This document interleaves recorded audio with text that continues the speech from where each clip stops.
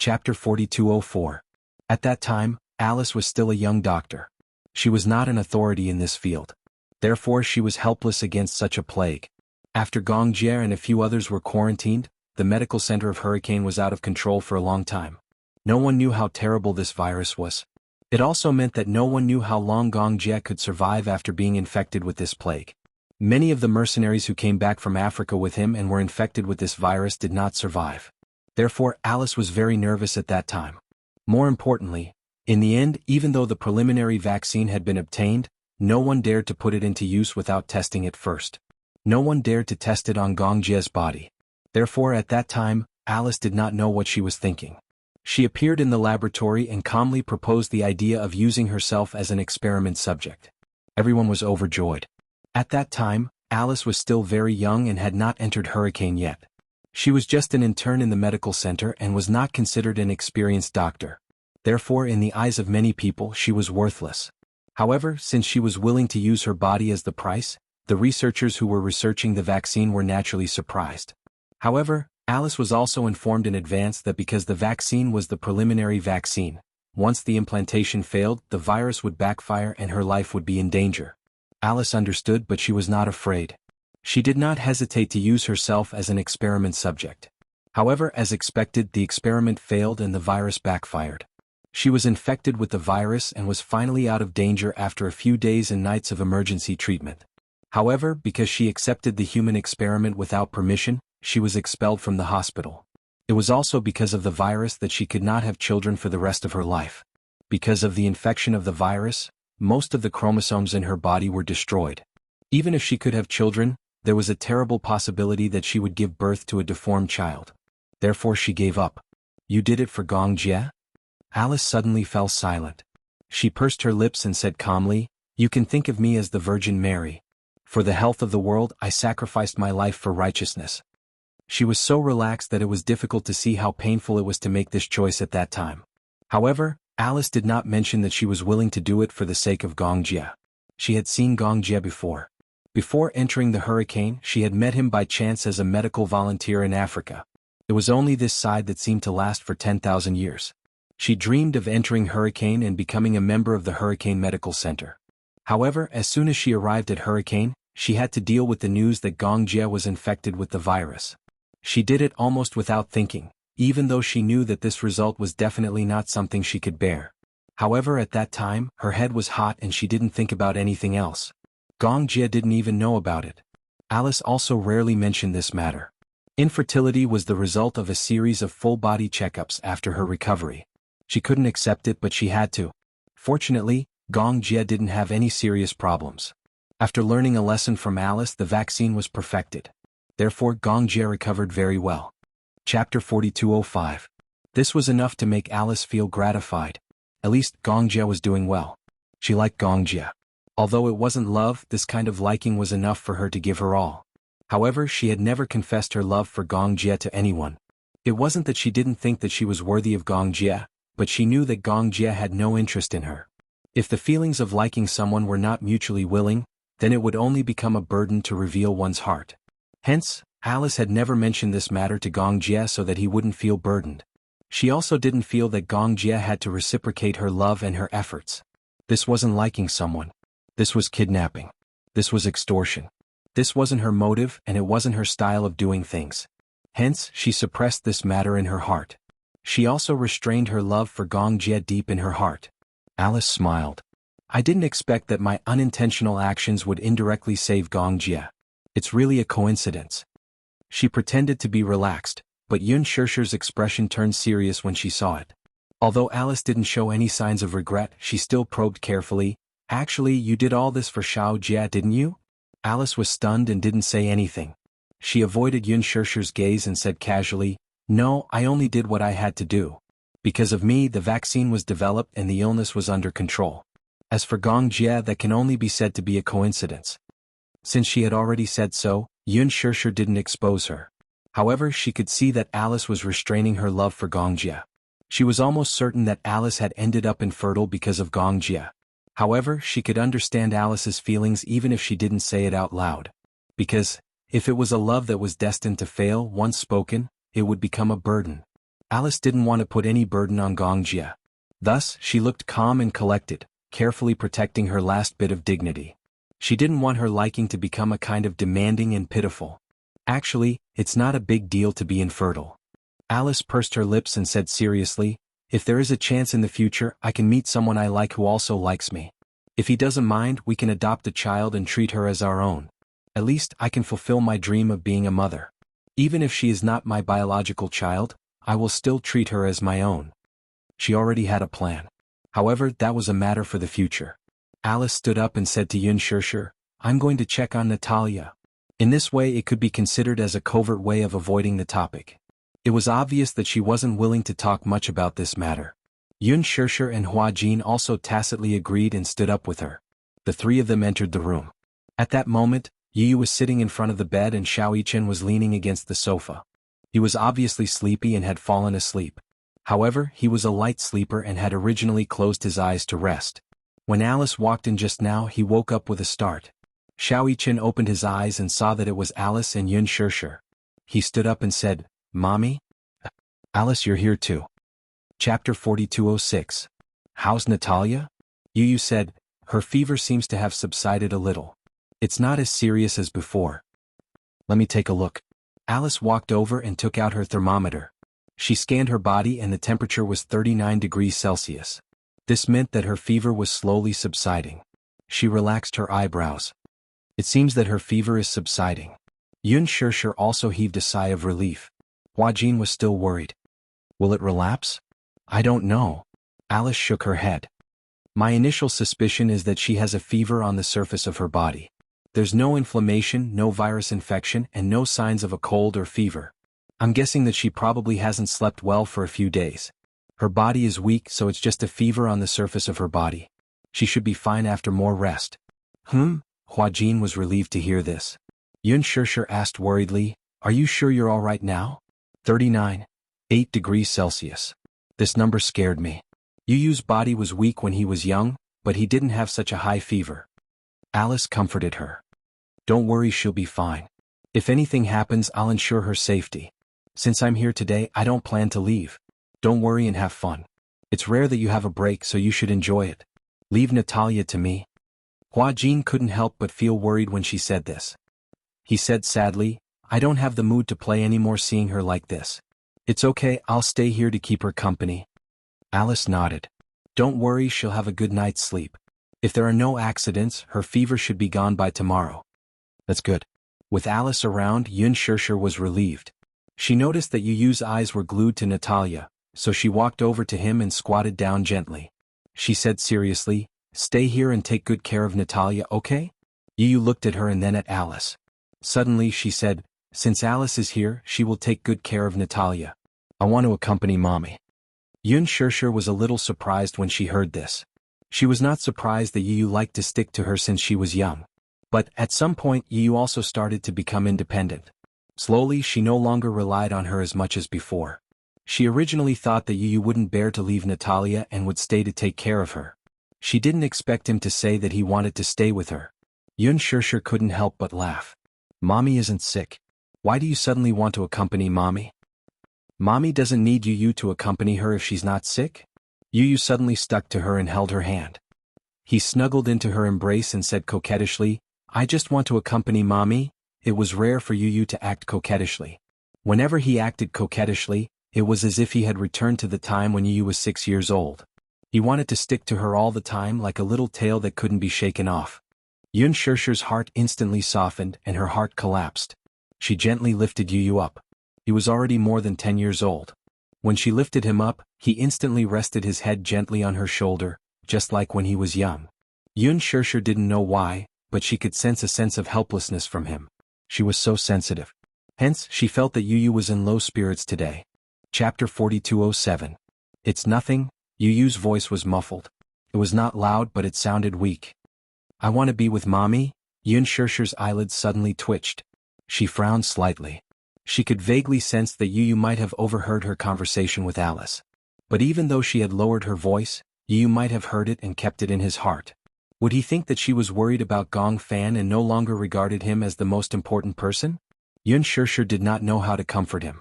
She hugged Yu tightly and smiled at Hua Jin and Alice. Then she carried Yu and turned to leave. There was a long silence on the way back. It was only when they were about to enter the villa that Yu asked softly, "Mommy, are you worried that Gong Fan will never come back?" Yun Shishir was stunned when she heard this. It was only after a long time that she found her voice. "I'm a little worried. After all, he hasn't appeared for a long time. It's really strange. Mommy, if he disappears forever, please don't blame me, okay?" Yu was a little helpless and said honestly, "I'm worried too. I'm afraid that he will suddenly disappear. I'm actually prepared to live with him, but I don't know why, but it's as if he suddenly disappeared and I can't find him." Yun Shishir did not know whether to laugh or cry when she heard this. Why would he think that? Why would you think that? Why would Mommy blame you for this? Yun Shishir knew that Yu had found out about her worries and helplessness. He felt guilty, helpless and uneasy because of this. She felt helpless. She had not controlled her emotions well and made Yu so uneasy. "Don't worry, Mommy didn't think too much. Don't be sad. Besides, isn't it a good thing that Gong Fan has disappeared? Does that at least mean that you've recovered?" Yu nodded gently. Yun Shishir carried him back to the room and comforted him. "Don't let your imagination run wild, okay?" "All right." However, Yu was unwilling to return to the room. Instead, he said to Yun Shishir, "Mommy, I want to go out to sea." "Go to sea, yes. Let's go out to sea with Daddy and Xiao Chen, okay? What about your sister?" "Younger sister, she's seasick. Moreover, the wind at sea is too strong and the sun is too strong. Younger sister's skin is so tender. It's not worth it if it peels." "Yes." Yun Shishir asked Mu Yaja to charter a boat, and the family of 4 went out to sea. The journey out to sea took a full day. Lunch was also held at sea. Lunch consisted of freshly caught fish that had not undergone too much processing. Everything retained its original taste and was delicious. When little Ichin and Yu went out to sea, they sat back to back and fished by the side of the boat. Yun Shishir, on the other hand, hugged fresh coconuts and basked in the sun as she fell into a daze. When they returned in the evening, Yun Shishir went to check on Natalia. Fortunately, just as Alice had said, her temperature had dropped quickly. Although it had not returned to normal, it meant that she was getting better.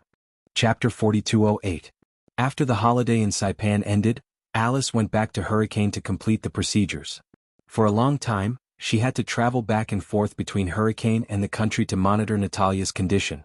Alice settled down in the villa that Gong Jie had bought for Hua Jin and Natalia. However, after a few days of monitoring, Alice discovered something that could not be underestimated. That was, ever since she lost the crystal ball, Natalia suddenly became very anxious. At night, it was always very difficult for her to fall asleep. Even after she fell asleep through the sleep quality test, she would always have nightmares. The continuous nightmares always caused her to be in a half-awake state, and the quality of her sleep would be greatly affected. Therefore, it indirectly caused her to be anxious. This meant that the crystal ball had a mysterious effect on Natalia's body. Alice hesitated for a long time and finally decided to return the crystal ball to Natalia. Before returning the crystal ball to Natalia, she deliberately installed a hidden surveillance camera in the room. The video was directly transferred to Alice's phone through the phone, so that her situation could be monitored 24 hours a day. At first, Hua Jin objected to the idea. He did not think that Alice could use the surveillance cameras to monitor Natalia even if she was in such a state. Even a person with dual personality had the right to privacy. However, Alice did not agree. She felt that the most important thing now was to find the connection between the crystal ball and Natalia. Hua Jin was convinced and did not interfere too much. So, Hua Jin found an opportunity and returned the crystal ball to Natalia under the excuse that he found it at the airport. Natalia hugged the crystal ball and couldn't bear to put it down. Even her mental state had improved a lot. Hua Jin saw that she hugged the crystal ball as if she had found her life again. He could not help but be curious, so he secretly asked her why the crystal ball was so important. Alice said, "At night, there will be a fairy in the crystal ball who will sing me to sleep." "How is that possible?" Hua Jin kept staring at the crystal ball, but he could not figure out anything. He was puzzled. "Where is the fairy? Why can't I see her? Only I can see her. No one else can see her at all. This is a secret between me and her. A secret that only the two of us know." As she spoke, she hugged the crystal ball to her chest, not letting Hua Jin see it anymore.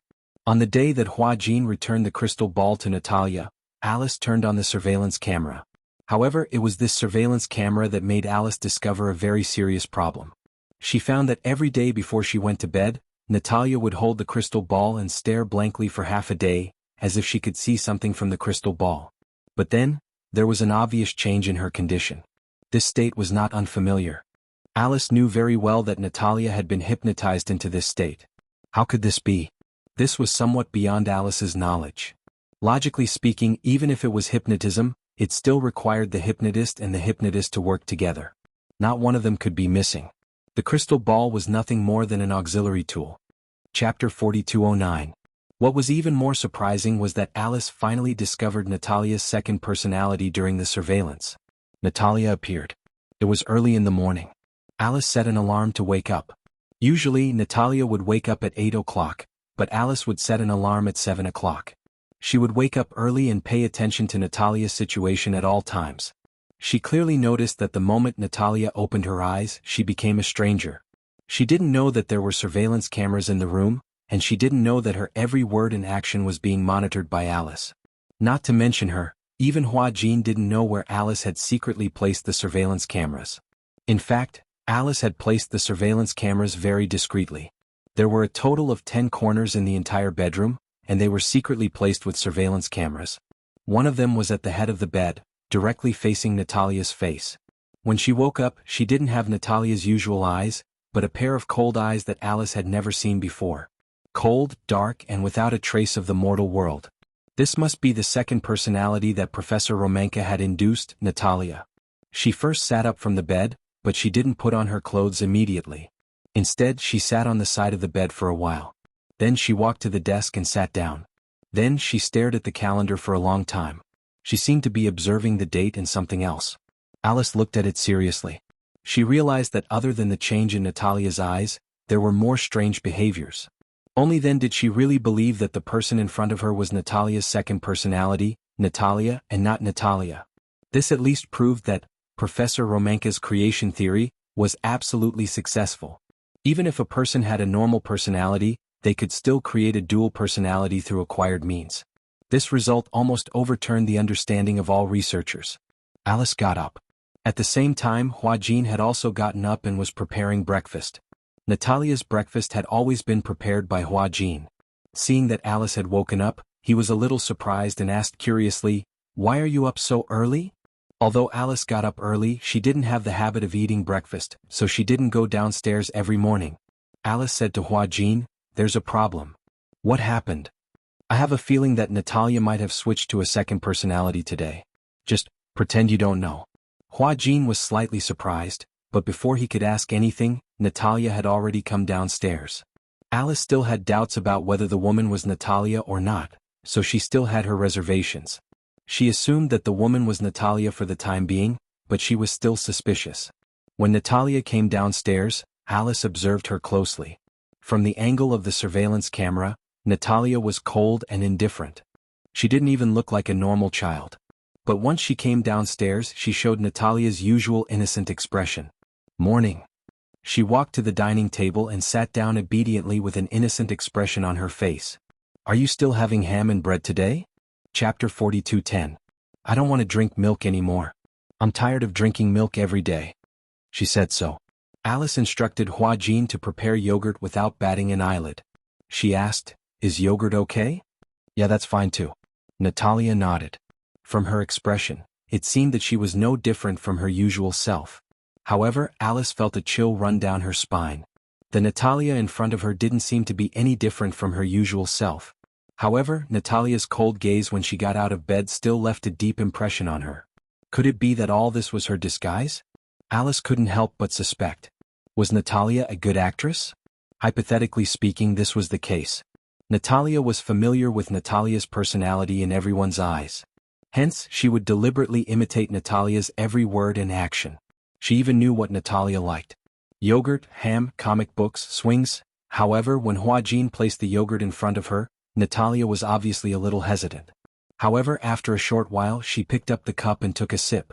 She knew Natalia's likes and dislikes. Hence, she played the role of Natalia without batting an eyelid. Alice acted as if nothing had happened. She didn't want to make her suspicious. A day passed and nothing seemed out of the ordinary. Natalia was obviously not close to her. After breakfast, she returned to her room.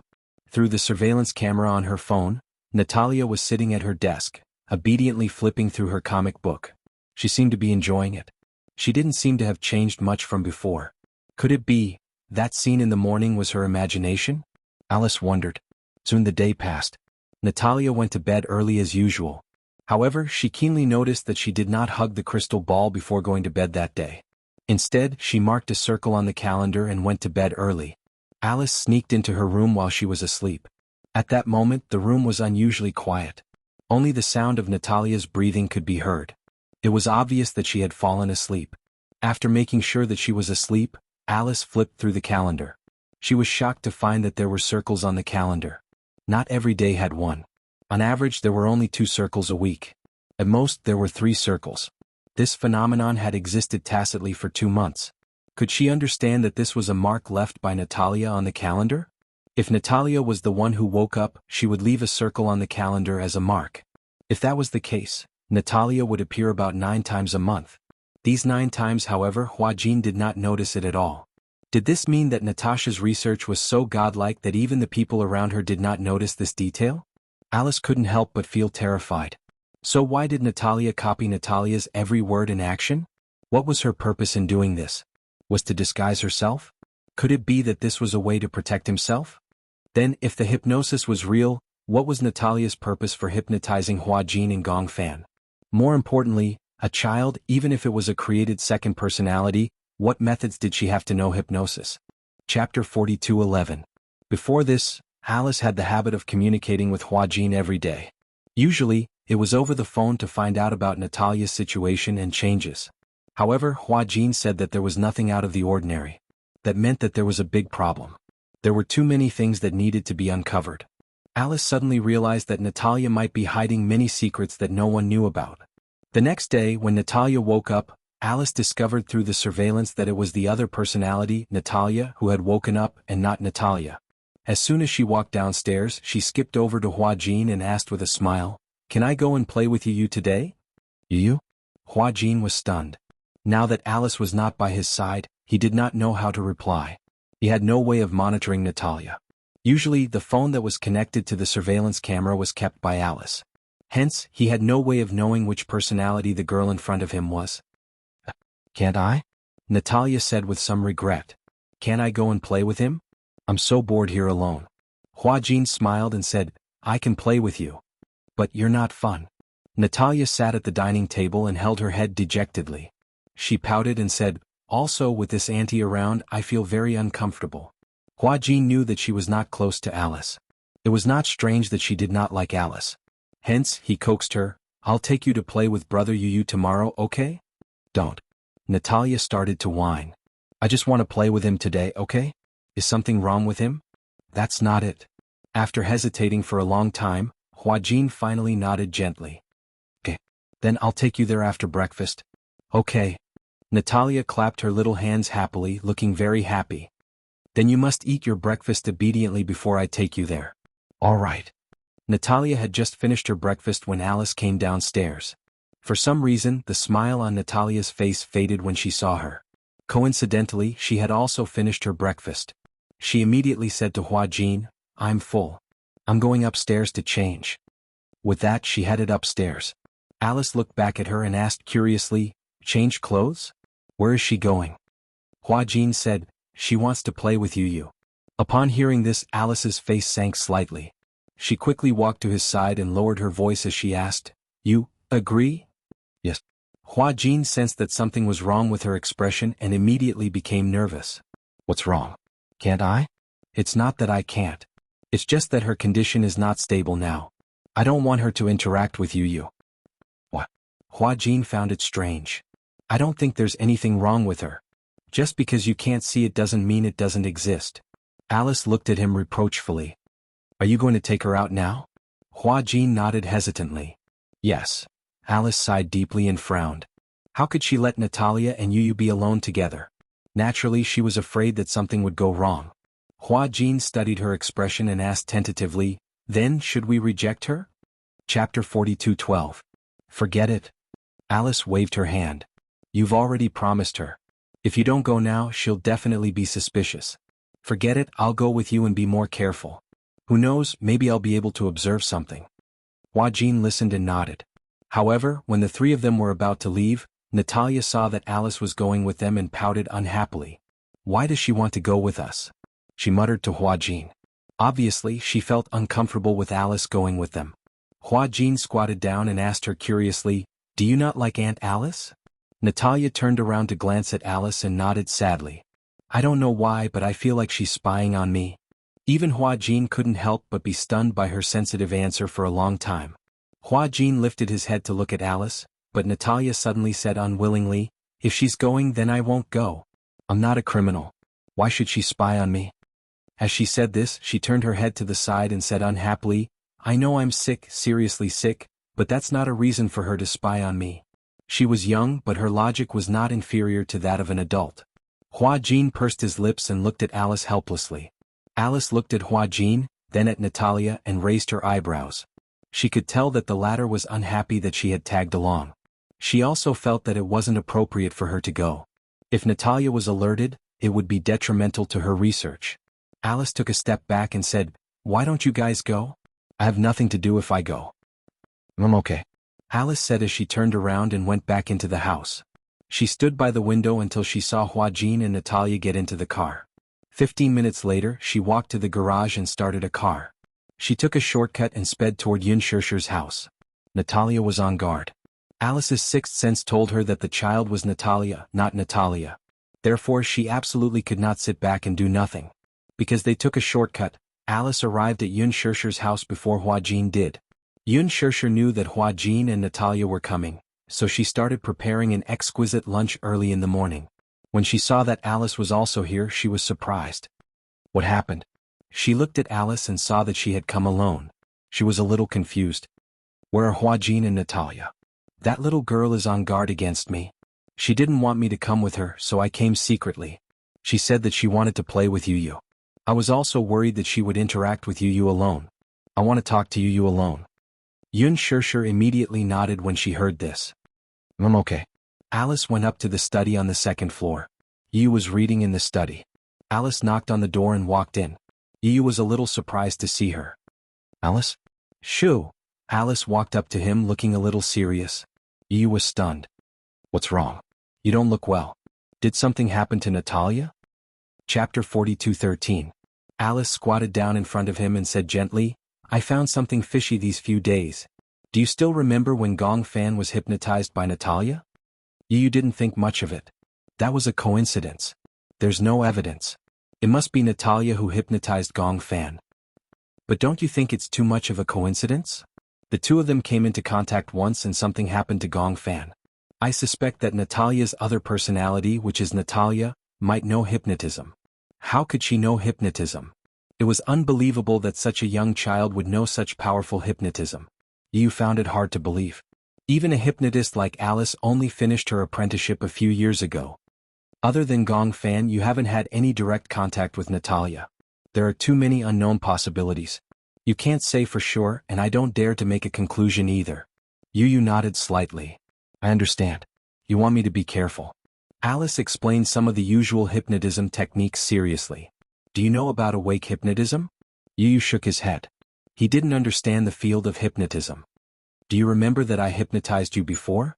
Yes, I remember that. Yes, that's transhypnotism. Transhypnotism? Yu didn't understand.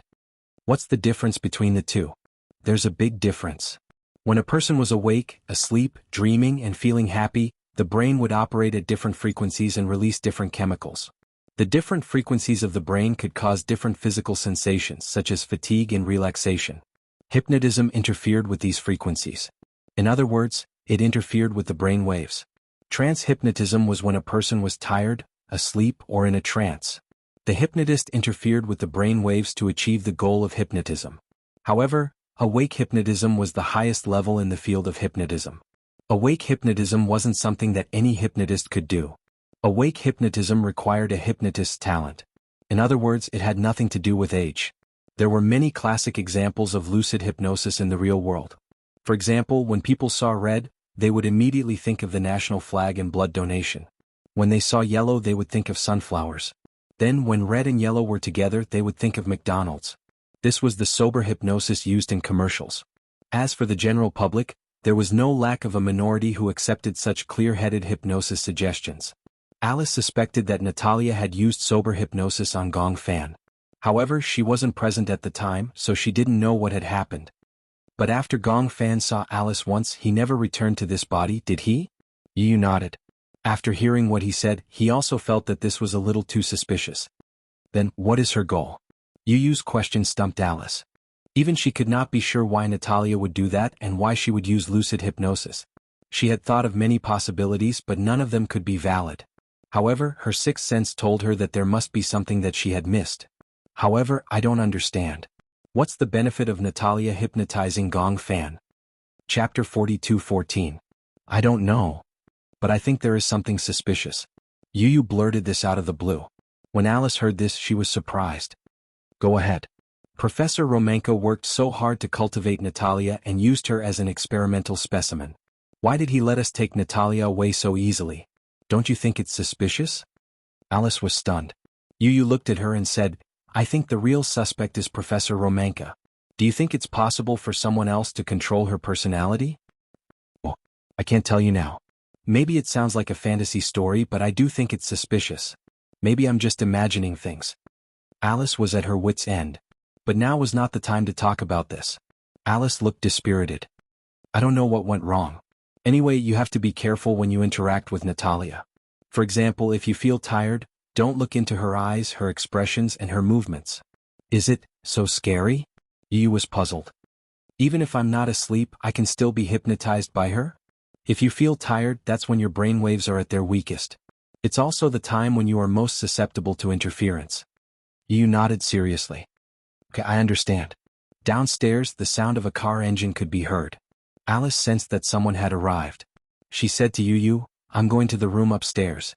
If anything happens, let me know, okay? I'll be upstairs. I'll try my best not to make any mistakes. If Natalia finds out that you're upstairs, she'll be suspicious. Then all our efforts will be in vain. Alice was stunned. She did not expect Yu to be so wise. Okay, I got it. Alice went upstairs. Yu went downstairs. At this time, Huajin was holding Natalia's hand as they walked in.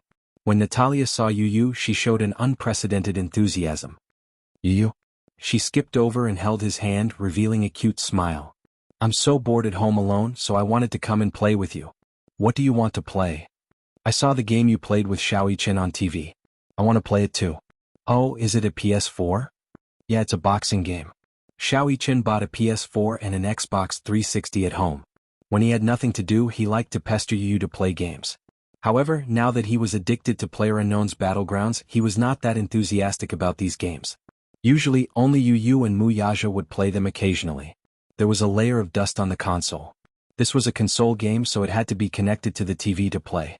The graphics were very clear, and it was similar to many games in the arcade. There were fighting games, which were good for intelligence. The last time Natalia saw Yu and Xiaoyichen playing Tekken 7, she was very interested in it. Hence, she said that she wanted to play with Yu. However, she had to go home later, so she did not play. Chapter 42:15. The two little guys surrounded the TV and played with relish. Yun Shirshir brought the desserts over, but she realized that Yu was obviously not in the mood. He was looking at the television, but it was as if he wasn't looking at the screen. He was holding a controller in his hand and randomly pressing buttons. Even so, he was randomly pressing buttons in the air. Natalia's face was red from playing with all her might, but she was still no match for Yu. Oh, why do I keep losing to you? Natalia was huffing and puffing her cheeks. It was obvious that she was playing with fire. Yu finally came back to his senses and said apologetically, Oh, I'm sorry. I was thinking about something just now and wasn't playing seriously. Natalia's face was full of question marks. Yu said straightforwardly, Maybe if I play seriously, I won't be able to beat you. He thought that he was trying to coax her. However, in Natalia's eyes, it was a provocation. She pouted and said, What do you mean by that? If you're not playing seriously, then wouldn't I be killed by your finger if you play seriously? That's not necessarily the case. Yu said seriously, In this game Xiaoyichen is still better. I've never been his match. Why won't you go easy on me? Natalia was obviously unhappy that she had lost. She threw the controller aside and hugged her knees, looking aggrieved. Yu pursed his lips. It was obvious that he was still thinking about something. Natalia suddenly stood up and ran upstairs. She was obviously a little angry. Hua Jin saw this. If it was in the past he would have laughed. She must be angry, so he planned to coax her. She was obviously waiting for Yu to coax her. However, Yu was unmoved. He knew what Natalia's motive was. He could even imagine that she was waiting for him to coax her. Alice had previously warned him not to be alone with Natalia. He shouldn't create this opportunity and he shouldn't let it happen. Yu suspected that Natalia wanted to play the game with him so that she would lose on purpose and run to the room to wait for him to find her. This way the two of them would have a chance to be alone. He believed Alice's warning. Hence, when Natalia ran upstairs he didn't do anything. He switched to the game disc and started playing casually. Time passed by slowly. Upstairs, Natalia couldn't take it anymore. She initially thought that Yu would not bear to see her go upstairs in a fit of pique, so he would follow her upstairs and coax her. However, after waiting for so long, she still didn't see anyone. She felt strange. Alice's guess was right. The Natalia in front of him wasn't Natalia at all. She was Natalia who had taken over her body. She had tried so hard to be alone with Yu. Alice had already seen through her and told Yu in advance. Yu naturally believed her. He didn't believe that Alice would harm him. However, he had already felt that there was something wrong with Natalia. Natalia couldn't sit still anymore. She carefully pushed open the door to the room and felt her way to the staircase. From her angle, she saw Yu sitting on the sofa in the living room. He was holding the controller and looking at the game calmly. She widened her eyes in surprise. He seemed to be unmoved by her anger. In fact, he looked cold. What was going on? Chapter 42:16. Natalia could tell that Yu had special feelings for Natalia. It was not the kind of pure friendship between children. It was not exactly love either, but she could not pinpoint exactly what kind of feelings it was. She only knew that Natalia had a special place in the boy's heart. She took advantage of this. Natalia secretly bit her finger. She was close to the time limit that Professor Romanka had set for her. She had to complete this task as soon as possible. Otherwise, she did not know how to explain it to Professor Romanka. Yun Shirshir walked from the kitchen to the living room. Out of the corner of her eye, she caught a glimpse of Natalia hiding in the corner of the stairs. She pretended not to see her and walked to Yu's side. She handed him a glass of fresh apple juice. Your favorite apple juice. You love to eat apples. In addition, Alice had given Yun Shirshir a nutritional formula that required Yu to eat 3 apples a day to replenish his nutrients. Strengthening his physique was Yu's top priority now. However, just thinking about eating 3 big apples made his cheeks hurt. In the beginning, Yu could not insist on this at all. It was already hard enough to chew on 1 apple, let alone 3. He couldn't do it at all. Thus, Yun Shirshir thought of squeezing 3 apples into juice. It was sweet and sour and Yu liked it too. This way it would be the best of both worlds. When Yun Shirshir handed him the apple juice, she lowered her voice and said, "She is at the stairs, secretly watching you." Yu heard this and took the apple juice without batting an eyelid. He also secretly looked in the direction of the stairs. Natalia did not notice that Yu was secretly sizing her up. Yu suddenly hooked his finger at Yun Shirshir. "She is Natalia." "How did you know?" "Alice told me." Yu continued, "Alice did not allow me to be alone with Natalia. She was worried that Natalia knew how to hypnotize people." "Hypnotize people?" Yun Shirshir heard this and her heart trembled. She recalled that time when Yu was hypnotized and his personality was sealed. She even thought that Yu's personality would never come back. Therefore, she was very nervous and could not help being careful. "Don't be nervous." Yu said, "I will protect myself. Just pretend that you did not hear anything." "Okay." Yu and Yun Shirshir acted. And her. Hua Jin was focused on Yu's game. And everyone seemed to be ignoring Natalia. Natalia was especially upset. Could it be that she had been seen through? Impossible. She had tried very hard to imitate Natalia's words and actions. How could she be seen through? However, Yu's attitude towards her had turned cold. That was a fact. Natalia went back to the room. After waiting for a while, she fell asleep without realizing it. Alice was on the 3rd floor. She sent a WeChat message to Hua Jin. Hua Jin replied that he had gone to the room to take a look and found that Natalia had fallen asleep. Hence, Alice said, "Let's take her home while she's asleep." What? What if she wakes up? She won't wake up. Once a child of her age falls asleep, she won't wake up so easily. Chapter 42:17. Hua Jin carefully carried Natalia into the car and went home early. Alice finally came down from upstairs. When Yu saw her, he immediately stood up and said without hiding anything, "I've noticed it too. Natalia's second personality is called Natalia, right?" Yes, I remember mentioning this name to you.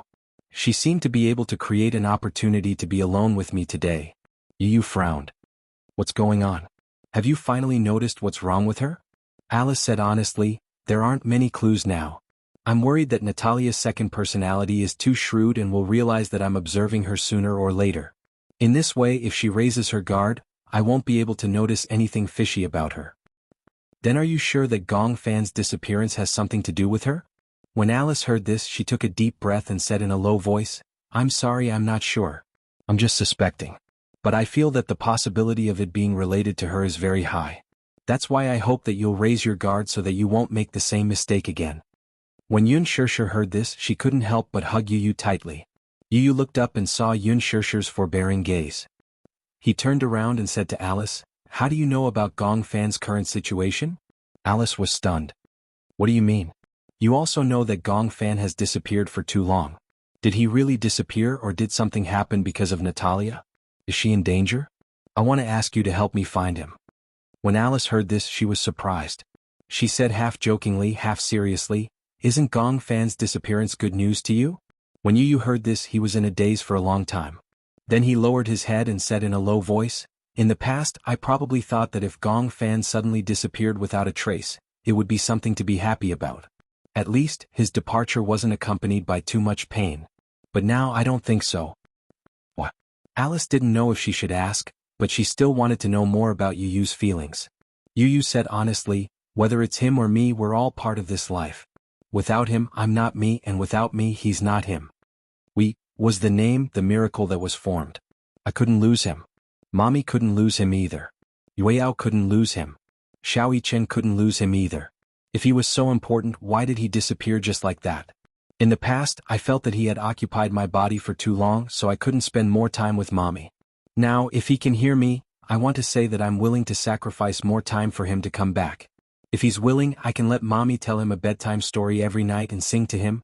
As Yu spoke, her tears fell unknowingly. When Yun Shishir saw this, her heart felt like it was being stabbed by a knife. Her heart ached as she hugged him. Yu, don't be sad. How can I not be sad? Chapter 42:18. Yu suppressed his sadness and said, He didn't say goodbye and left without saying goodbye. No one knows where he went. Every night, I would call his name repeatedly before I went to bed, but he didn't seem to hear me. I was thinking, where did he go? Did he not want Mommy and me anymore? He made Mommy sad. I hate him. Yun Shishir was helpless and sad. She secretly wiped his tears and said, Yu, don't be so sad. Yu still said angrily, If he doesn't come back, then forget it.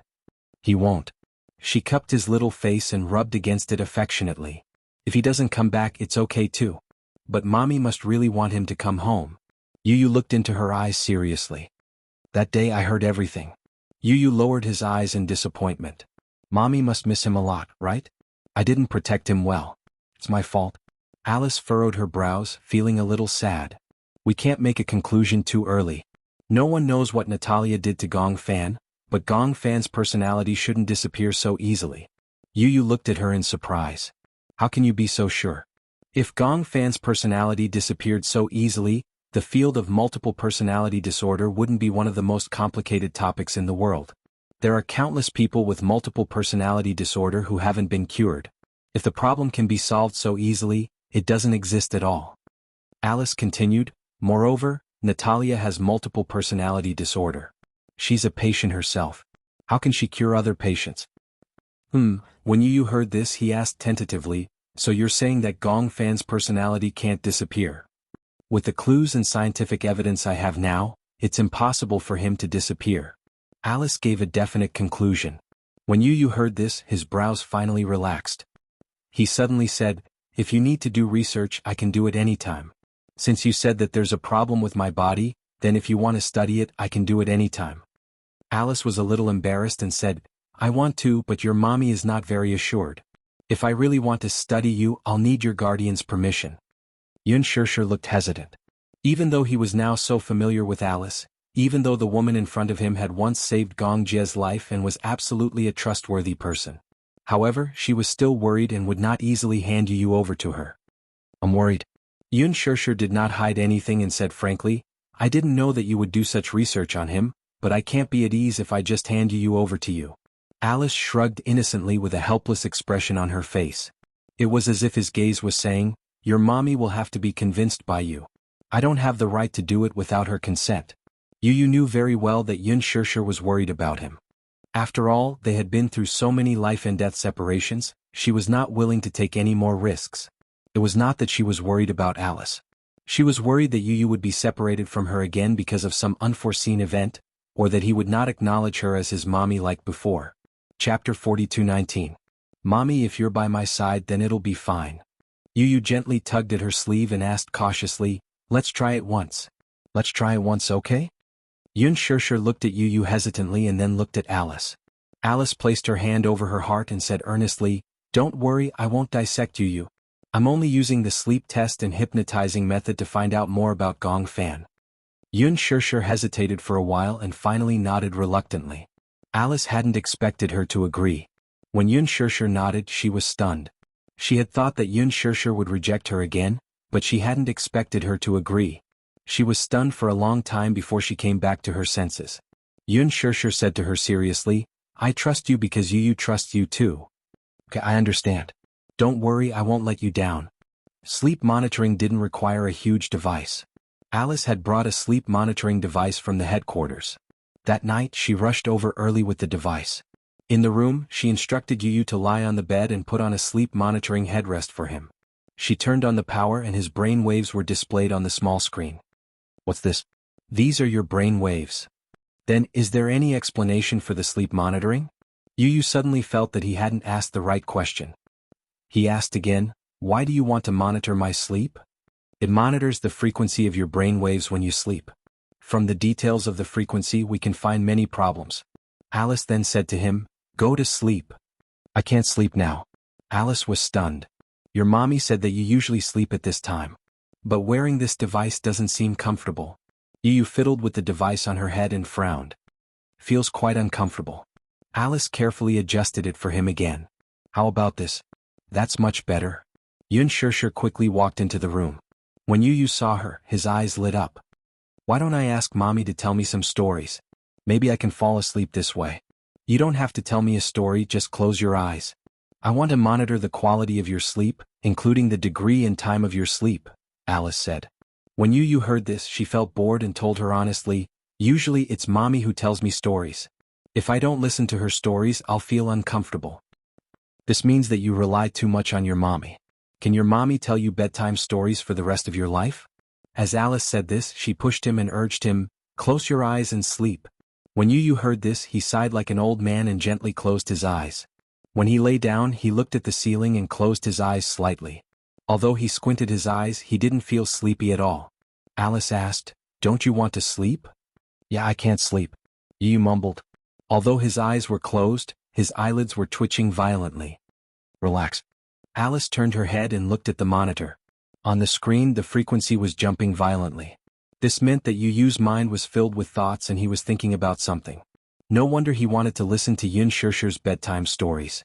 Chapter 42:20. Do you let your thoughts run wild every night before you go to bed? Yes. What do you think about? Yu closed his eyes. He answered Alice's questions without holding anything back. I think about Gong Fan and our future.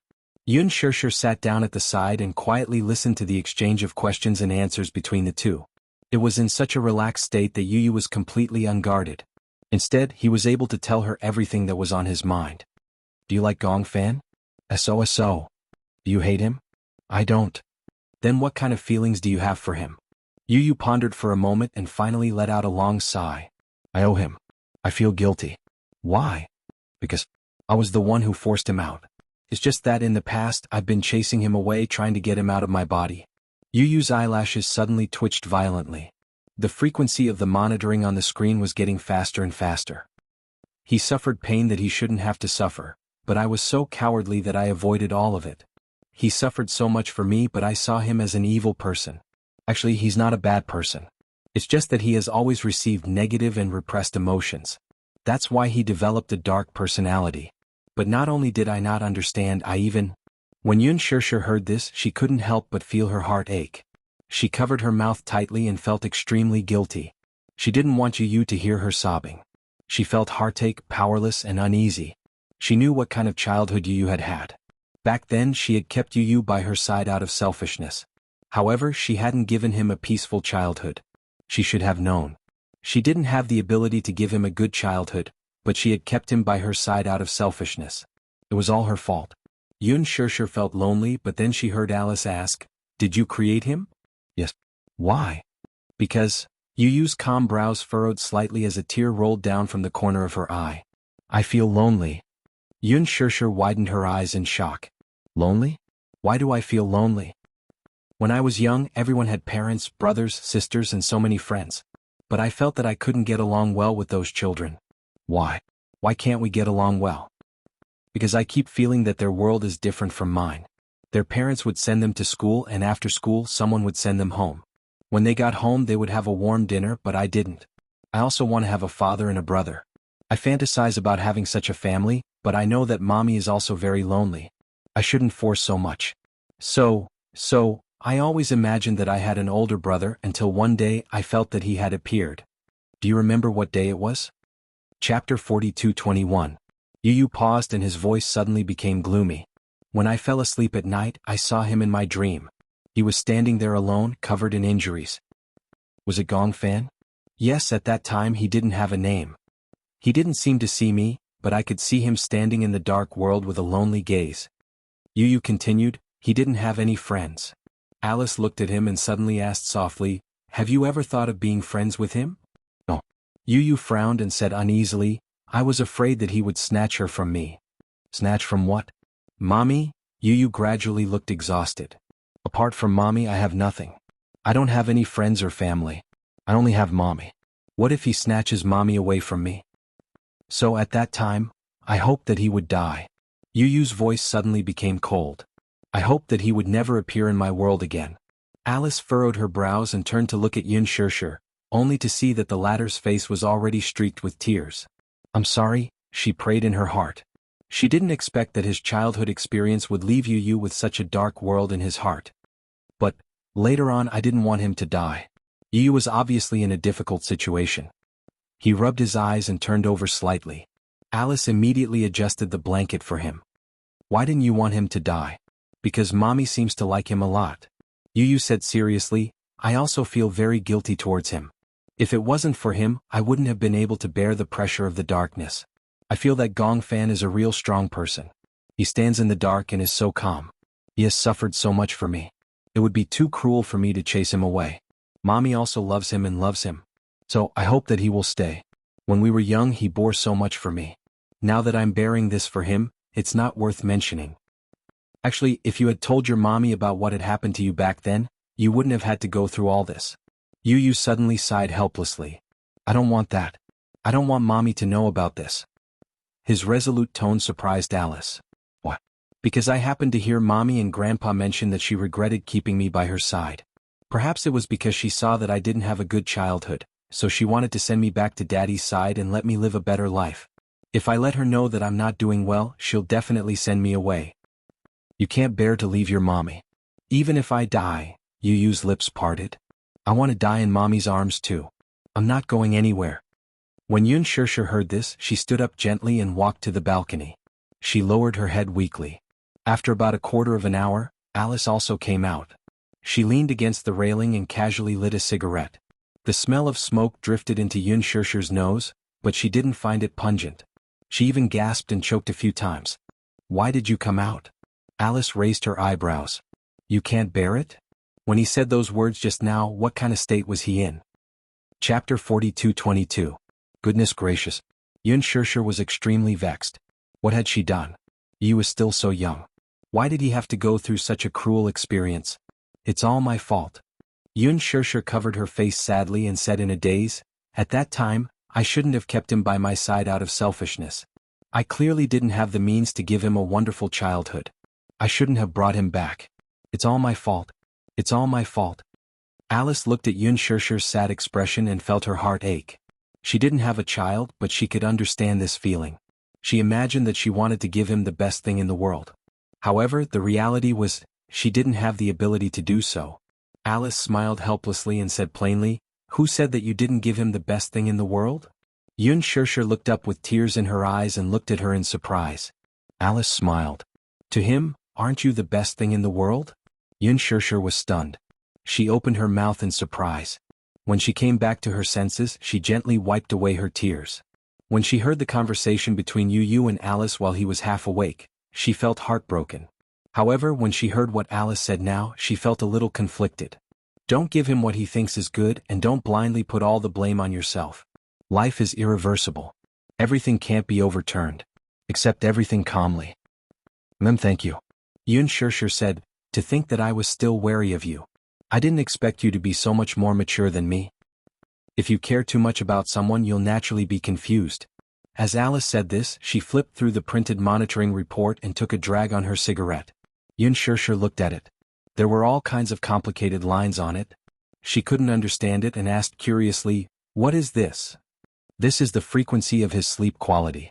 This is before he fell asleep and this is after he fell asleep.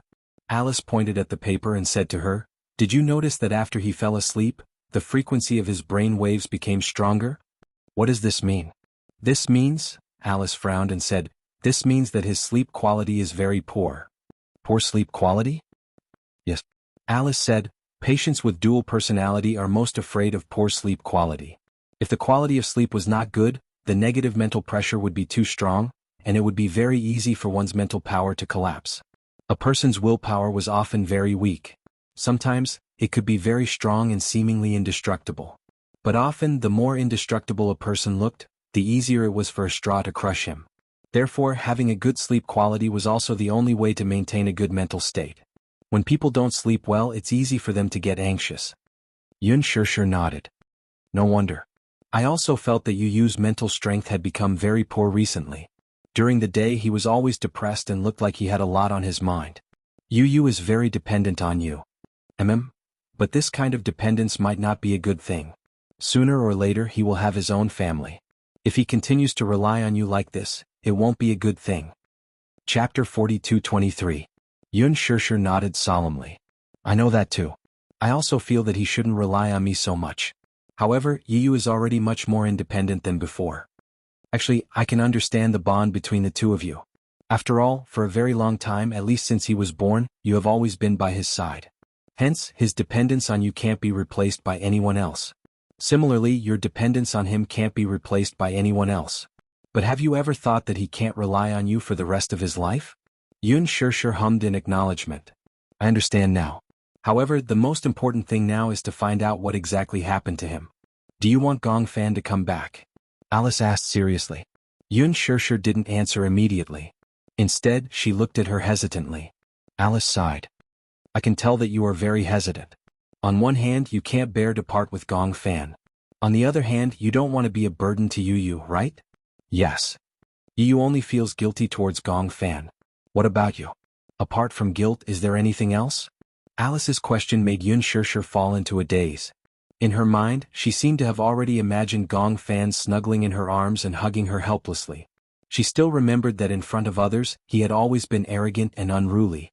Only in front of her, there was a hint of vulnerability that others couldn't detect. Mommy, don't ever leave me behind? He was afraid that she would leave him behind. Yun Shirshir understood that the choice was in her hands now. Did you really care that much about Gong Fan? Not necessarily. He probably felt more guilty towards Gong Fan. However, more than that, he was afraid that she would be sad. Yu probably had many ways to make Gong Fan disappear and send him to the land of exile. Even if Gong Fan was unwilling to leave, if she said, I don't want you anymore, Gong Fan would definitely leave disheartened.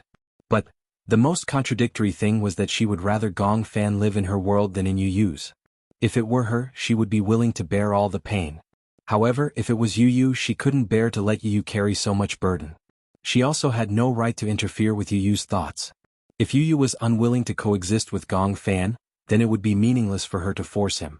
Moreover, if she put Yu in a difficult position, Yu would be the one to suffer. Thinking of this, Yun Shirshir's heart ached. Her hands fell weakly and she sighed. Forget it, I can't make Gong Fan stay.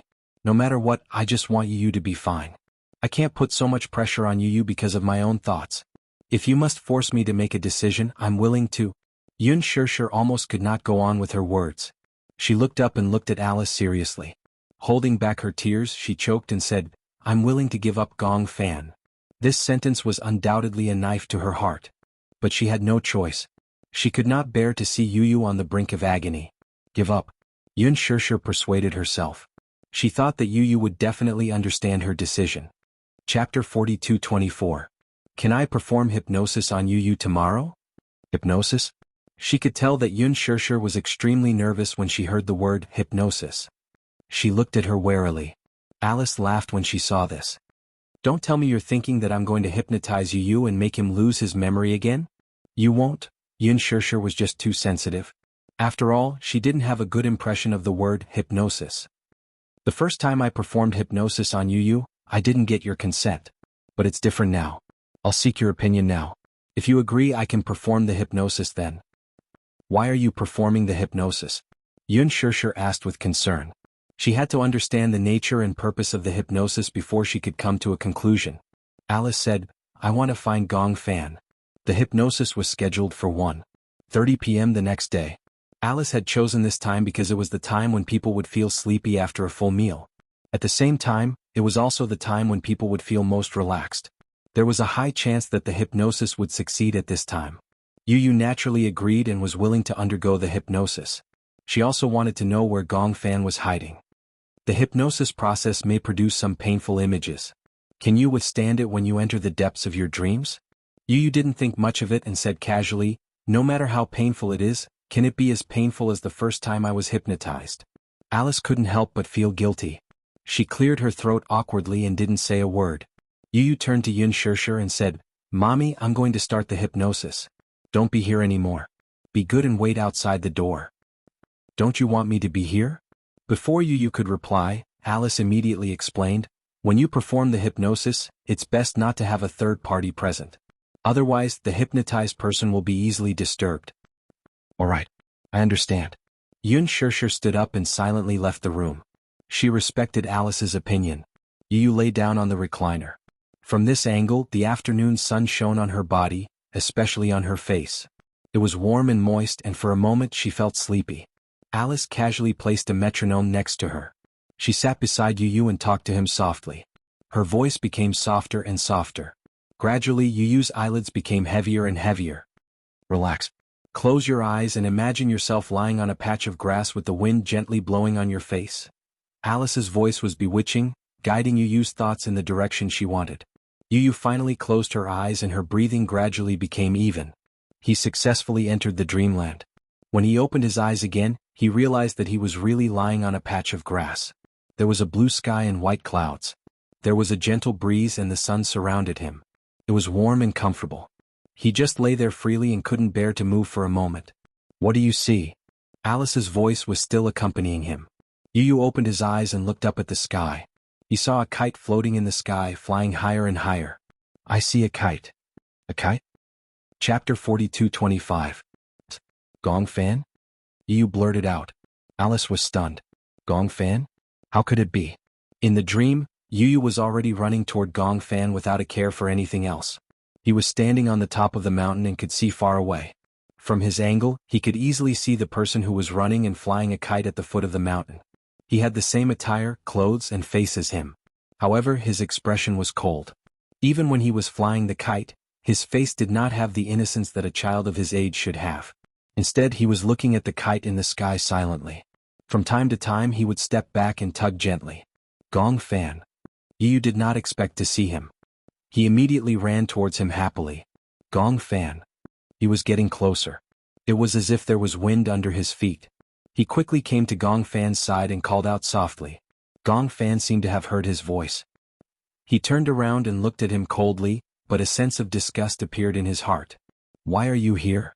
His indifferent gaze was so unfamiliar that it made Yu freeze on the spot. Yu was surprised and distant. Although he did not have any direct contact with Gong Fan due to various reasons, at least they would communicate through the notebook. He could tell that Gong Fan was very friendly to him. However, the child in front of him was different. His eyes were filled with hostility and coldness. What's wrong with you? Yu moved closer to him and tentatively reached out to touch him. Don't touch me. Gong Fan flung his hand away and turned to leave. When Yu saw this, he was stunned for a moment and immediately chased after him. However, just as he took a few steps, it was as if he had crossed a boundary. The entire world instantly turned dark. Gong Fan. Yu? Alice held Yu's hand and kept calling him. However, Yu did not respond. She widened her eyes in shock. She did not expect her hypnosis to go out of control for the first time in history. Could Yu not hear her voice? No, she had to end this hypnosis. Alice would not allow anything to go wrong with this hypnosis. I'll count to 3. Yu, wake up and walk out. 3, 2, 1. She played the metronome gently and snapped her fingers in front of Yu's face. Wake up. There was still no reaction from the boy after a long while. Alice stood up abruptly in frustration. Oh no, it seemed to have gone out of control. How could this happen? Could it be that Yu had been lured into a dream that she could not enter? In the dream, Yu was in a dark world. It was like a void of chaos. He could not see anything clearly. He forced himself to calm down quickly and looked around. It was as if he was standing on top of an abyss. At first glance, it was like a bottomless black hole. He could not see the end. He tried to take a step forward. However, he stepped on nothing and his body suddenly fell. He felt a strong centrifugal force. He felt as if he was falling towards the end of the abyss. It was a dream. It was a dream. It was a dream. As he fell, he kept telling himself that it was a dream and that he should not believe it. Once he believed that it was a dream, he would be trapped in it. Chapter 42:26. This is a dream. Don't believe everything in a dream. However, even though he kept warning himself, he could still hear the howling of the wind. He could even feel his face being scraped by the wind. He suspected that this was not a dream and could not help but waver. He couldn't tell if this was a dream or reality. Just as he wavered, he suddenly saw a murky black river at the end of his vision. He did not even have time to call for help before he fell into the river and drowned. The moment he hit the water, he felt as if his head was about to split open. The feeling of drowning was so real that it could not be explained. It was as if he was drowning in real life. The murky river water continuously poured into his nostrils and lips. The stench was suffocating. Ah! He opened his mouth, wanting to call for help. He almost instinctively wanted to escape from this terrifying dream. However, he could only feel himself drifting along with the river water. The whole world was dizzy. Help! Help! Alice could hear the broken sounds coming from Yu's mouth from time to time. She suddenly sat down beside him again and put the brainwave detector on his head to check the frequency of his brainwaves. When she saw that the frequency of his brainwaves in reality on the screen had become chaotic, she felt uneasy for a moment. How could this be? Yu, Alice held his hand tightly, trying to let him feel her strength. Wake up, wake up. What you see is a dream. It's a dream that doesn't exist. Gong Fan. Yu suddenly cried out in surprise. His voice was hoarse, but a name came out clearly. In the dream, he drifted along with the river water to a deserted place. The river water gradually became shallow. He crawled to the shore pathetically. Just as he grabbed onto a rock by the shore, he suddenly heard a series of cold footsteps. Rustle, rustle. Yu heard the sound clearly. He looked up in shock and saw Gong Fan walking toward him with a numb face. He was shocked to find that Gong Fan was hiding a sharp dagger in his hand. He was so scared that he suffocated and instinctively said, Gong Fan. Gong Fan walked towards him without saying a word, without making any sound. However, Yi was keenly aware that this Gong Fan seemed to be a little different from the real Gong Fan. His face was cold and his eyes were dark. There was not a trace of life in them, as if he was a walking corpse. You, what are you doing? Yi kept retreating. Seeing that Gong Fan was still closing in on him, he suddenly felt an inexplicable fear. He could actually imagine the sharp dagger piercing through his chest, causing blood to spurt out. No, don't. He suddenly crawled up from the ground, turned around and fled. And the footsteps behind him gradually quickened as he caught up. Yu was so shocked that she sucked in a breath of cold air and ran with all her might towards the end of the road. No, what are you doing? Even if this was a dream, it was too realistic. Even though Yu could still vaguely tell that the scene in front of him was a dream, it was beyond what he could bear. Even if it was a dream, he did not want to continue. Chapter 42:27. Yu kept running forward.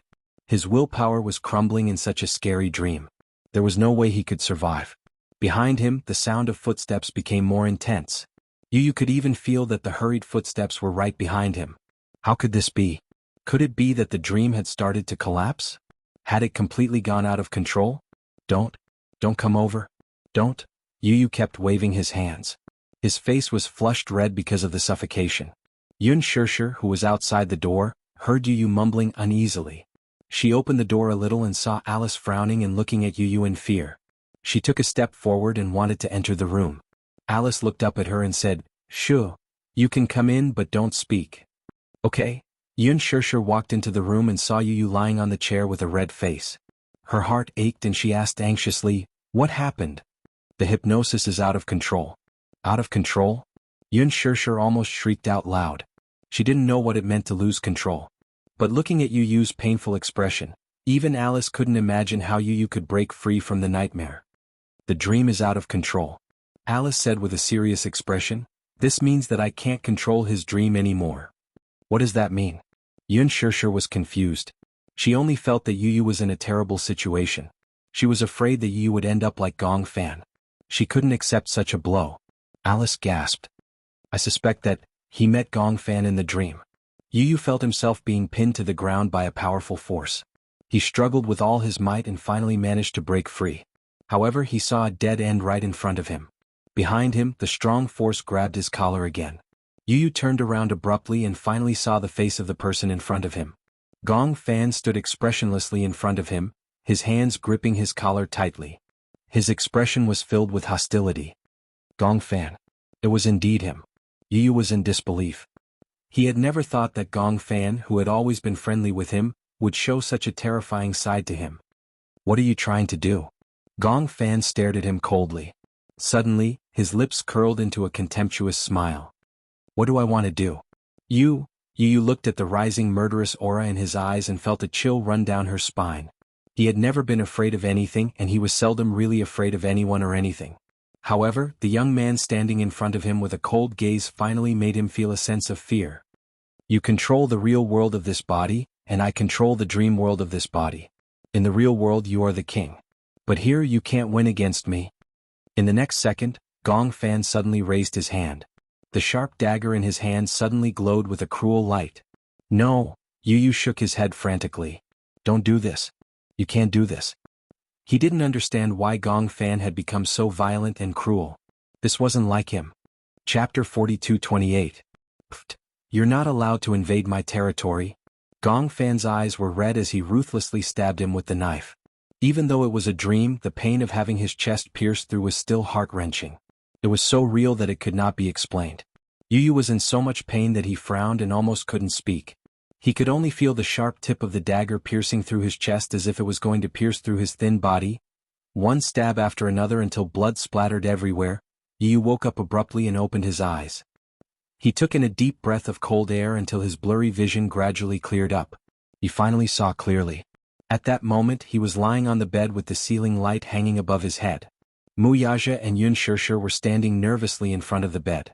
Alice was staring at him intently. She was drenched in cold sweat because of his repeated screams. Yu looked out of the window. It was already dusk. He fell asleep and unknowingly struggled in his dream for an entire afternoon. Even though he had slept, this dream made him even more exhausted. He leaned against the head of the bed weakly and his body was already drenched in cold sweat. Xiao Yichen sat by the bed and looked at his pale face. Her heart ached and she felt uneasy. Yu was extremely tired. That dream was so real that he was still in a daze when he woke up. He recalled Gong Fan's ruthless and cold face in the dream and couldn't help but tremble. Yun Shirshir glanced at Alice. Seeing that Alice had acquiesced, she immediately walked up to Yu and hugged him tightly. "Yu, did you have a nightmare? Don't be afraid. Mommy is here. Mommy is with you." Yu hugged Yun Shirshir weakly. He finally broke down and tears rolled down his face. Yun Shirshir rarely saw him cry. When she saw his tears, she was even more helpless. "What happened?" "Mommy. Gong Fan." "Gong Fan." Yu pursed her lips and said with difficulty, "He wants to kill me?" "Ah." Yun Shirshir let out a short, "Ah," and her eyes widened in shock. Alice immediately stepped forward and asked anxiously, "What did you dream of? Do you remember?" Yu refused to say anything. He buried his face in Yun Shirshir's arms and shook his head. "Don't ask. I don't want to say anything." Seeing this, Alice gave up. She turned around and said to Muyaja and Xiao Yichen, "Shirshir is here to keep them company. Let's go out first. Let him calm down first." Xiao Yichen pouted and said, "I also want to stay and keep Yu company."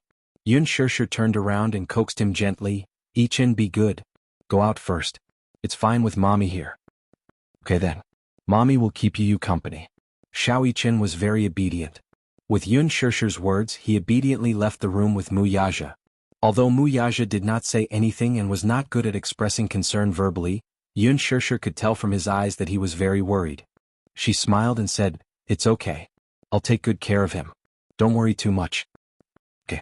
Mu Yaja did not say anything else and left the room with Xiao Yichen. Soon, only Yun Shishir and Yu were left in the room.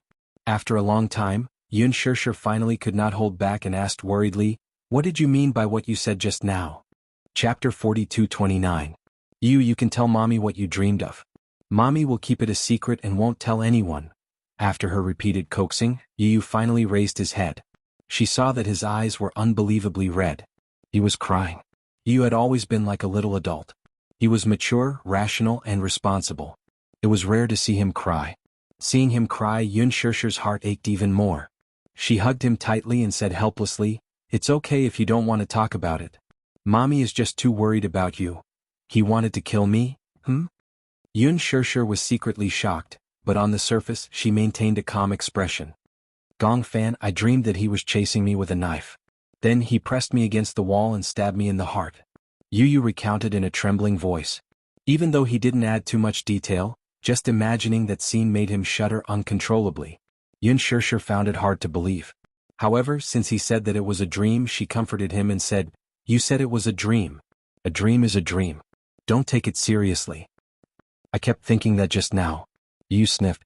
His voice was still broken. "But I still feel very scared. I keep feeling that although it was a dream, it was so real. I'm so tired, but I don't dare to sleep. I'm afraid that if I fall asleep, I'll have that dream again." "Mommy, you said that the person who stabbed me with a knife, was it really Gong Fan?" "You said it was a dream. A dream is a dream. Reality is reality. You can't mix the two together. Since it's a dream and you're awake, forget everything in the dream." "But, Mommy, my sixth sense tells me that that person was Gong Fan. He really wanted to kill me in the dream." When Yun Shishir heard this, she couldn't help but hug him tightly. How can you kill someone in a dream? Even if a person dies 1,000 times in a dream, he won't die. But, Yu was still feeling conflicted. That feeling was worse than death. "Mommy, that dream felt so real. No matter how much I told myself that it was just a dream and that I shouldn't believe it so easily, I felt so tired after having such a dream. Even breathing felt exhausting." When Yun Shishir heard this, she felt as if a knife was being twisted in her heart. It was so painful that she almost couldn't breathe normally. She gently kissed Yu's forehead and said to him, You have to be well. Mommy really doesn't know what to do." In front of him, Yun Shishir felt a deep sense of powerlessness. She wanted to protect him, but she didn't know how. Ever since Yu was born, her life had never been peaceful. Ever since he was born, he had been in poor health. Then he found out about his dual personality. Yun Shishir couldn't imagine how painful Yu's life was. However, what really made her heart ache was that Yu would rather bear such pain than let her know and make her worry. Alice said that Yu was very dependent on her. However, Yun Shishir knew very well that she was even more dependent on Yu. She wanted to be close to him and understand what kind of life a person with dual personality lived. Because just listening to Yu's description was enough to make her tremble with fear. "I'm sorry," Yun Shishir choked with tears and said, "Mommy didn't take good care of you, didn't protect you?" Chapter 42:30. Yun Shishir stayed in the room with Yu until it was late at night. Xiao Yichen entered the room. Even though Yun Shishir didn't say anything, Yu could sense that Yun Shishir was very tired. Hence, he stopped pestering her and urged, "Mommy, go to sleep." Yun Shishir was still worried. She continued hugging him and showed no signs of letting go. Xiao Yichen saw this and said helplessly, "Mommy, you're obviously looking down on me. Don't worry, I'll keep Yu company. If he doesn't want to sleep, I'll play games with him. If he wants to sleep, I won't disturb him." Yu pouted and said, "I don't want to sleep and I don't want to play games." He had no interest in games. They were too retarded. However, he didn't want to sleep so early either. Even though he was very tired and the afternoon nap had been even more tiring because of the nightmare, he still didn't want to sleep. He was worried that if he fell asleep, it would be a series of nightmares. He was afraid that his mental state wouldn't be able to withstand it. Xiao Yichen said, "Then I'll go to the study with you to read." "Okay." Yu said to Yun Shishir, "Mommy, go to sleep. If you don't rest well, how can you take care of me? Don't worry, I'll be fine." Even though Yun Shishir was still worried, she nodded reluctantly because Xiao Yichen was around. Moreover, she was also tired. Hence, she stood up and reminded Xiao Yichen to take good care of Yu. Then, she reluctantly returned to her room. After Yun Shishir left, Yu didn't go to the study. Instead, he lay down on the bed and stared at the ceiling without saying anything. Xiao Yichen saw that he was lying down and asked curiously, "You look very tired. Your eyes are red. Aren't you going to sleep?" "I don't want to sleep." "Afraid of nightmares?" Xiao Yichen smiled. "I often have nightmares too, but no matter how realistic they are, they can't be real. I think it's probably because you're under too much pressure. That's why you're having nightmares with such strong negative energy." Yu turned to look at him. She furrowed her brows and looked a little anxious. "Do you really understand what it's like to have a nightmare?" Xiao Yichen was stunned. "If it's possible, I don't want to have such a scary dream anymore." Yu closed her eyes and opened them weakly. Because he didn't sleep well, his mind was in a trance. Once a person didn't have a good sleep, they would become abnormally anxious. Even someone as gentle as Yu was a little impatient. She slammed the pillow on the bed onto the cupboard. Xiao Yichen was shocked by her sudden action, but he didn't dare to say anything. He was afraid that if he said something careless, it would make Yu even more anxious. Hence, he obediently kept quiet. Yu's temper gradually went out of control. He flipped over, grabbed all the blankets and wrapped them around his body. His entire body was covered by the blankets. Xiao Yichen looked at him helplessly but didn't say anything. Instead, he walked over to the cupboard and took out another blanket. He didn't dare to disturb Yu. Carefully, he laid the blanket on the bed. Then he climbed onto it and curled up pitifully.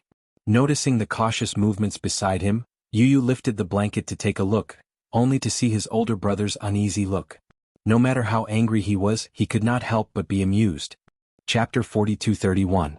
Xiao Yichen glanced at him and thought to himself, "Isn't that the case?" In any case, he felt that his status in the family was rather low. If anyone bullied him, he could only silently suffer. Other than his father, he could only argue with them. Whether it was Yun Shishir, Yueyao, or Lisa, he was the second oldest man in the family after his father.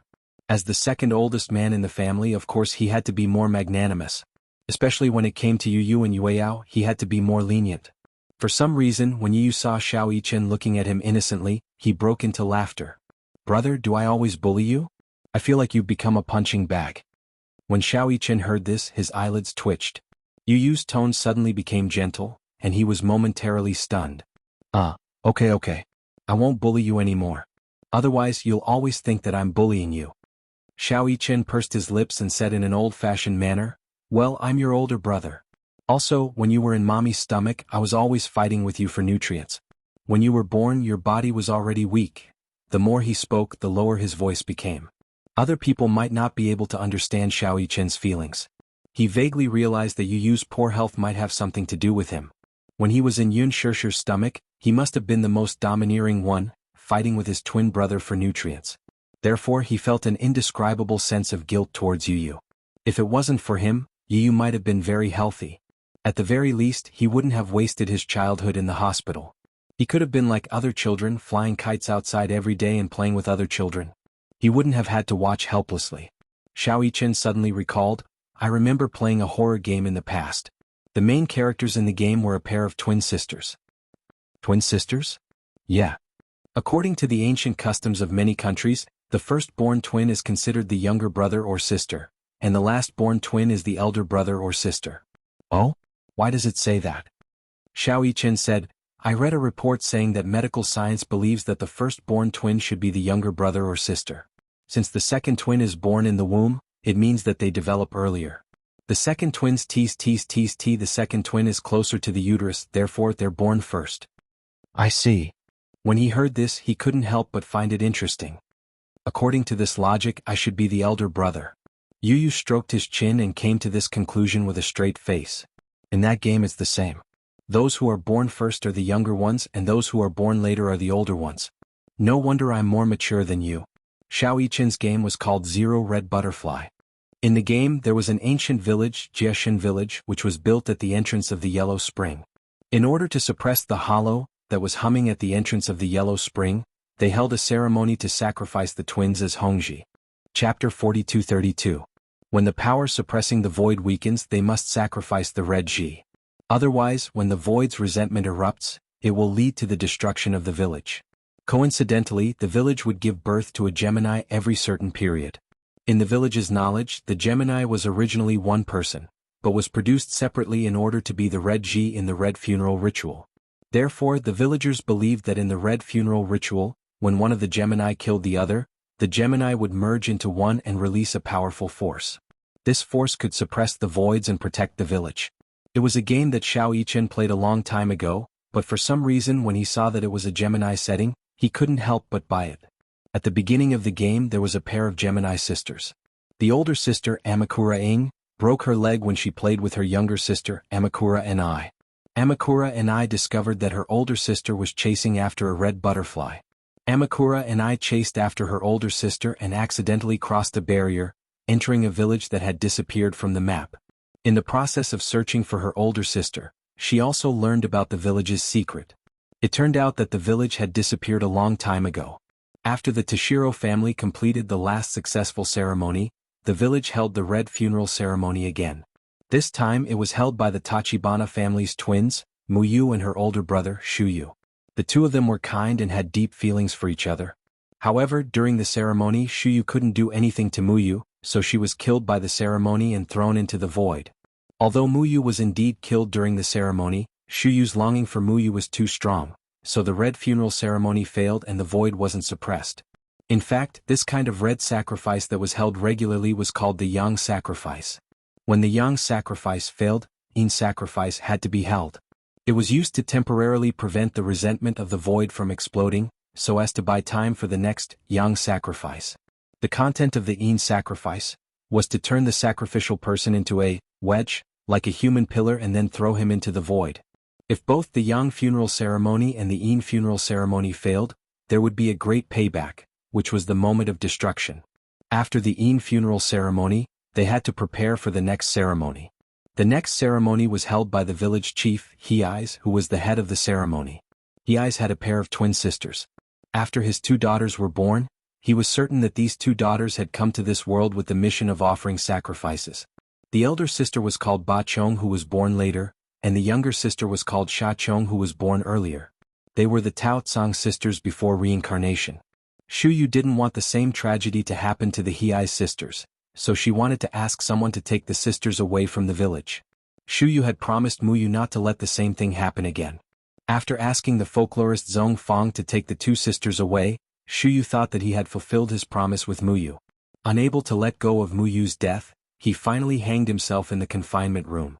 However, what he didn't know was that the only one who had truly escaped from the village was his sister, Yachi. His sister accidentally slipped down the hill and broke her leg. She was found by the villagers. Chapter 42:33. In fact, she was willing to accept the sacrifice because according to legend, if the sacrifice was completed, she would be able to become one with Yachi. She hoped that Yachi would kill her. However, Yachi did not return until the day of the sacrifice. On the day of the sacrificial ceremony, due to the lack of a Gemini, the despairing Sha Zhong was hung with a rope and thrown into the void. However, there was no room for mistakes in the ceremony. The one who killed Sha Zhong was not Yachi Zhong, but it still could not prevent the resentment in the void from erupting. Thus, a mistake in the ceremony led to the opening of the void, resulting in the moment of disaster. Thus, Sha Zhong descended with resentment and hatred, killing the surviving villagers one by one. As he watched the villagers die, he laughed wildly. On the way out of the village, Yachi looked for food. By the time he returned, the village had already disappeared. Due to the seal of the void being completely removed, the resentful spirits in the destroyed village overflowed from the void. Once people breathed in the miasma, they would see the yellow springs and go crazy until they died. The village that was surrounded by Su had a dark night that no one could escape. From the outside, the village looked like a forest surrounded by fog. However, once someone was lured in, they would never return. Thus, it was called the village that disappeared from the map. One day many years later, the Tao Tsang sisters, who had not returned for many years, came to the forest that they had not been in for a long time. Due to their strong spiritual perception, they encountered Cocoon, who was similar to Sha Zhong's sister. They were lured to the village that disappeared from the map. The worried sister Su chased after them. The sister was the reincarnation of the previous life's sister, Sha Zhong. She was lured back to the village. In the ending of the game, Tao Tsang and I replaced Yachi in the previous life and completed the sacrifice, killing the sister. At the end of the game, Xiao Yichen was immersed in the background of the game and the emotional world of the protagonist. In the ending, Tao Tsang was bewitched and had no choice but to strangle Tao Tsang to death. In the end, she chased after her sister who had turned into a red butterfly and cried in despair. Xiao Yichen did not dare to imagine. If it was him, he would be living a life worse than death. After listening to the story, Yu could not calm down for a long time. This is superstition. He said, every country has people who believe in superstitions. Xiao Yichen said, fortunately we don't live in such a world. Actually, such a sacrifice does exist in Japanese folklore. But I think it's not only shocking but also cruel. The boy suddenly asked, if it were you, would you be willing to complete the ritual? I don't want to, he replied angrily. I'll definitely kill whoever forces me to complete the ritual. It was rare for him to be so murderous. Just imagining such a scene infuriated him. Then, Yichen to the end, Su to the end, Yichen to the world, to the world, to the world, to the world, to the world, to the world, to the world, to the world, to the world. To the world, to the world, to the world. To the world, to the Su, to the world, to the world. Yu tilted his head. He thought that Xiao Yichen would say that he would rather sacrifice himself than kill him. However, Xiao Yichen replied, I'd rather kill you than live. What? Yu was shocked. Chapter 42-34. No matter what, at that time, those who are still alive are the ones who suffer the most. Xiao Yichen smiled embarrassedly. If you're dead, you won't feel any pain, right? Those who are still alive are the ones who bear the most pain. Yu was stunned. After a while, he sighed and said, I didn't expect you to be so much more mature than I thought. Indeed, those who were still alive were the ones who suffered the most. At that time, there was no strong contrast between life and death. What was truly intense was pain and relief. Those who were dead were the ones who were relieved. Those who were still alive were destined to bear the burden of longing, guilt, pain, and torture. Some lives were worse than death. Why are you thinking about such heavy things? Xiao Yichen mumbled with a strange expression on his face. We're not really going to hold that kind of ceremony. Is there really telepathy between Geminis? I don't know. At least I do. When Yu heard this, he couldn't help but be curious. What exactly is telepathy like? It's like being able to feel your pain, your joy, and when you're unhappy, I'll always be the first to know. When you're happy, I'm probably happier than you are. Xiao Yichen paused for a moment and said, I didn't believe in telepathy in the past. It wasn't until this magical thing happened to me that I started to believe in it. When I was young, I often had angina for no reason. I didn't know why. I had asked so many doctors, but they couldn't find a reason. No one knew why I had angina for no reason when my body was fine. At that time, Daddy was worried that I had a heart problem and kept an eye out for information on heart disease. Actually, my heart is fine. Is it because? It's because I can feel your pain. Xiao Yichen continued, when I was studying, I knew a teacher who had a twin brother. However, his brother passed away when he was in high school. I once asked him if there was really telepathy between Geminis. He suddenly shed tears right in front of me. What? That teacher told me about what happened in high school. At that time, he was rebellious and quarreled with his parents. His parents told him to go buy something, but he slammed the door and left. His younger brother saw that he was in a bad mood, so he tried to ask if he wanted him to buy something for him. Then he nodded and agreed. Then, Yu could guess the ending. Then something happened on the way there. Suddenly he felt a strong heartache. He didn't know why, but at that time he realized that something had happened to his brother. So, he planned to go out to look for him. Just as he was looking for the key, he received a call from his uncle. He said that his brother had been in a car accident and his condition wasn't optimistic. He cried all the way to the hospital, but only saw his brother's body. Since then he hasn't been able to recover for many years. The bond between the twins was much stronger than ordinary familial love. This was because twins were born from the same egg. It was another part of himself, the same body of flesh and blood, the same spirit. Chapter 42-35. Therefore, regardless of whether it was Yu or Xiao Yichen, the other party was an inseparable part of their lives. Xiao Yichen couldn't help but feel emotional. Suddenly he hugged Yu tightly and sighed. Don't think too much. Sleep early. Don't worry, I'll be here with you. Yu was already exhausted, but he didn't want to fall asleep. He was afraid that if he fell asleep he would have that nightmare again. Xiao Yichen gently patted his back and sighed. Don't think too much. You can't stay awake forever. You trust me. If anyone dares to hurt you, I definitely won't let them off. With his words, Yu felt an inexplicable sense of confidence. He responded with an and gently closed his eyes. When the first ray of sunlight shone through the window, Xiao Yichen opened his eyes slightly. However, he saw that the side of the bed was already empty. Yu? Where did she go? Why did she wake up so early? Xiao Yichen muttered to himself. He flipped over and got out of bed. When he walked out of the room, he didn't know why, even though it was a familiar scene, the familiar furnishings gave him a strange feeling. Yu? He tried to call out, but there was no response. Mommy? Daddy? Xiao Yichen walked over and pushed open the door. The huge villa was cold and desolate. There wasn't a single trace of life in it. What's going on? Xiao Yichen became even more suspicious. Where did everyone go? He hurriedly ran to Yue Yao's room. As he shouted Yue Yao's name, he pushed open the door to Yue Yao's room. However, he couldn't help but look at the empty bedroom. The lonely crib was still there.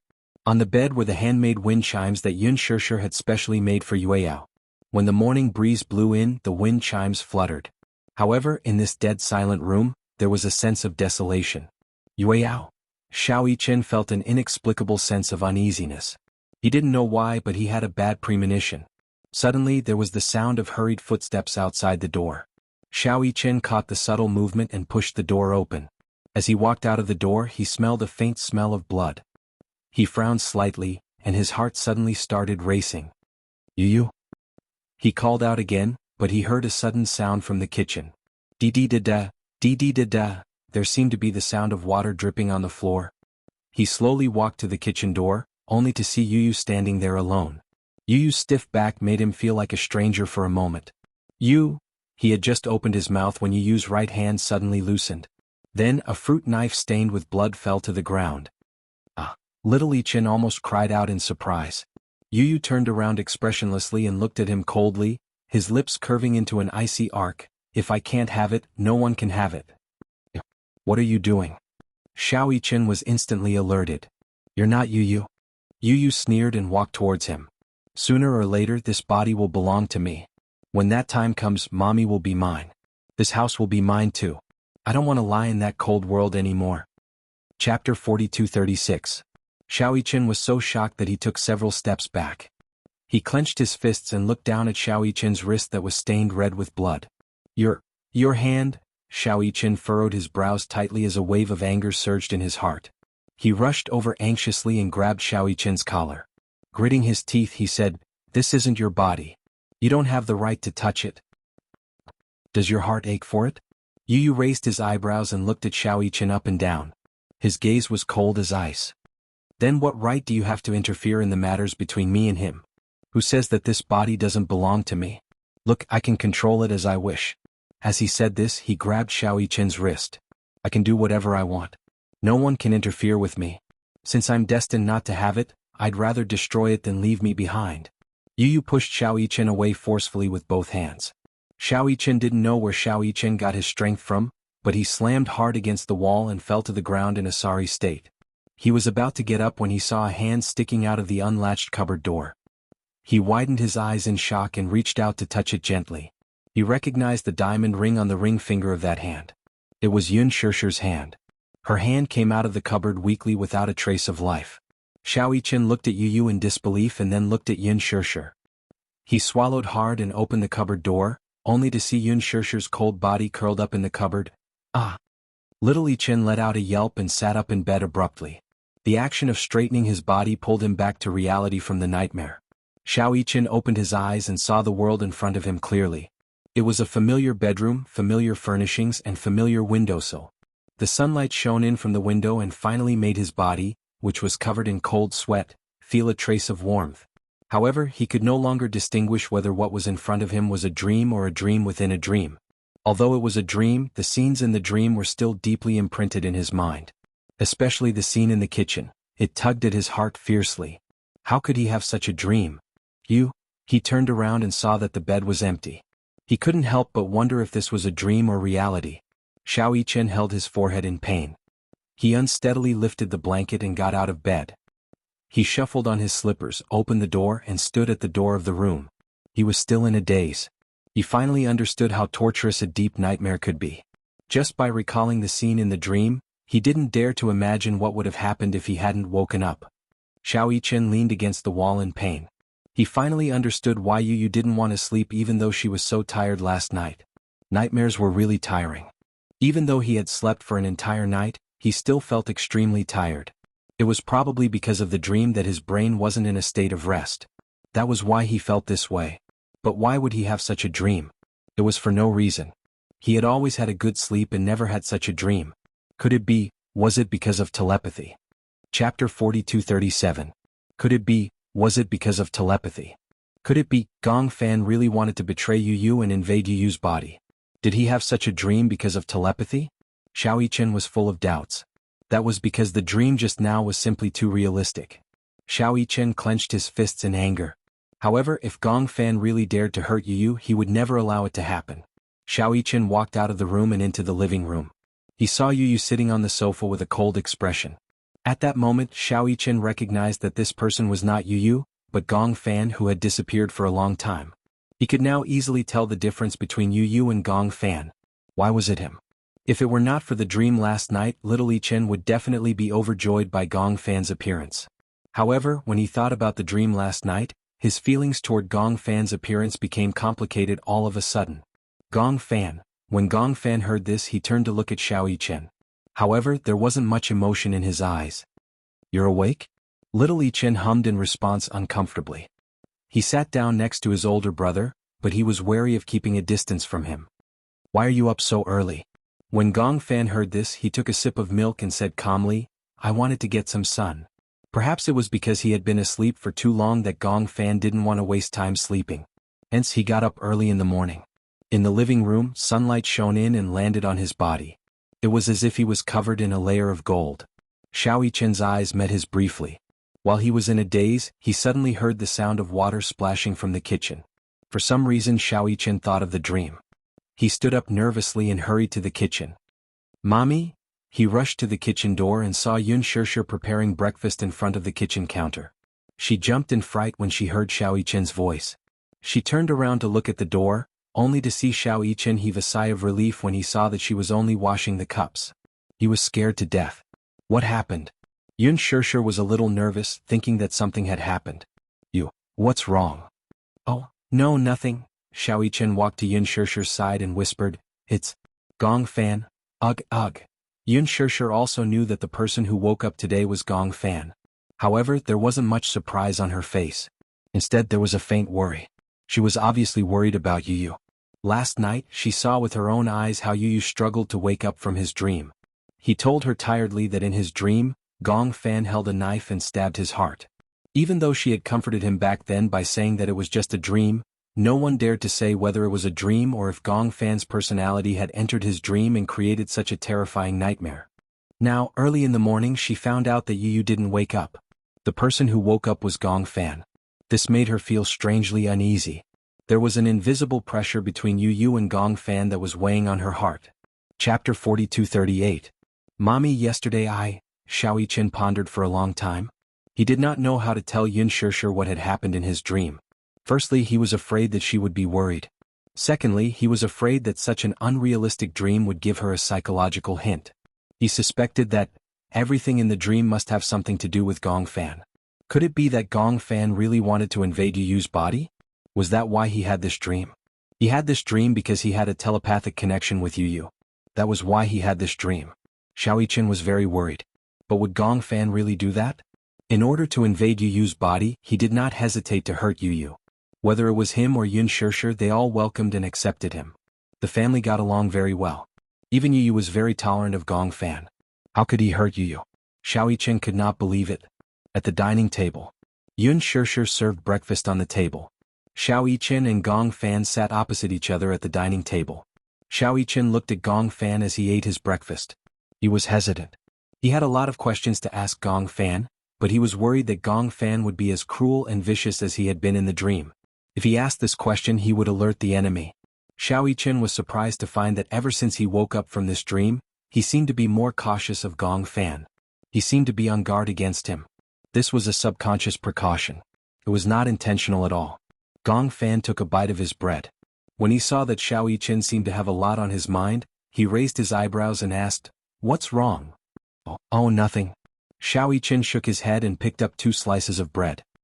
He smeared a layer of blueberry jam on it and put it into his mouth absent-mindedly. "You don't seem to have slept well." Gong Fan's casual words made Xiao Yichen's heart skip a beat. No, no. But I feel that you're not in good spirits. It was not deliberate concern. Although Gong Fan's tone was not that warm, one could tell that he cared. He noticed that Xiao Yichen looked a little pale. He had a feeling that Xiao Yichen did not have a good rest today. He looked a little tired and his complexion was a little worse. Little Yichen touched his cheek and gave a perfunctory reply. Maybe it's because I had a nightmare?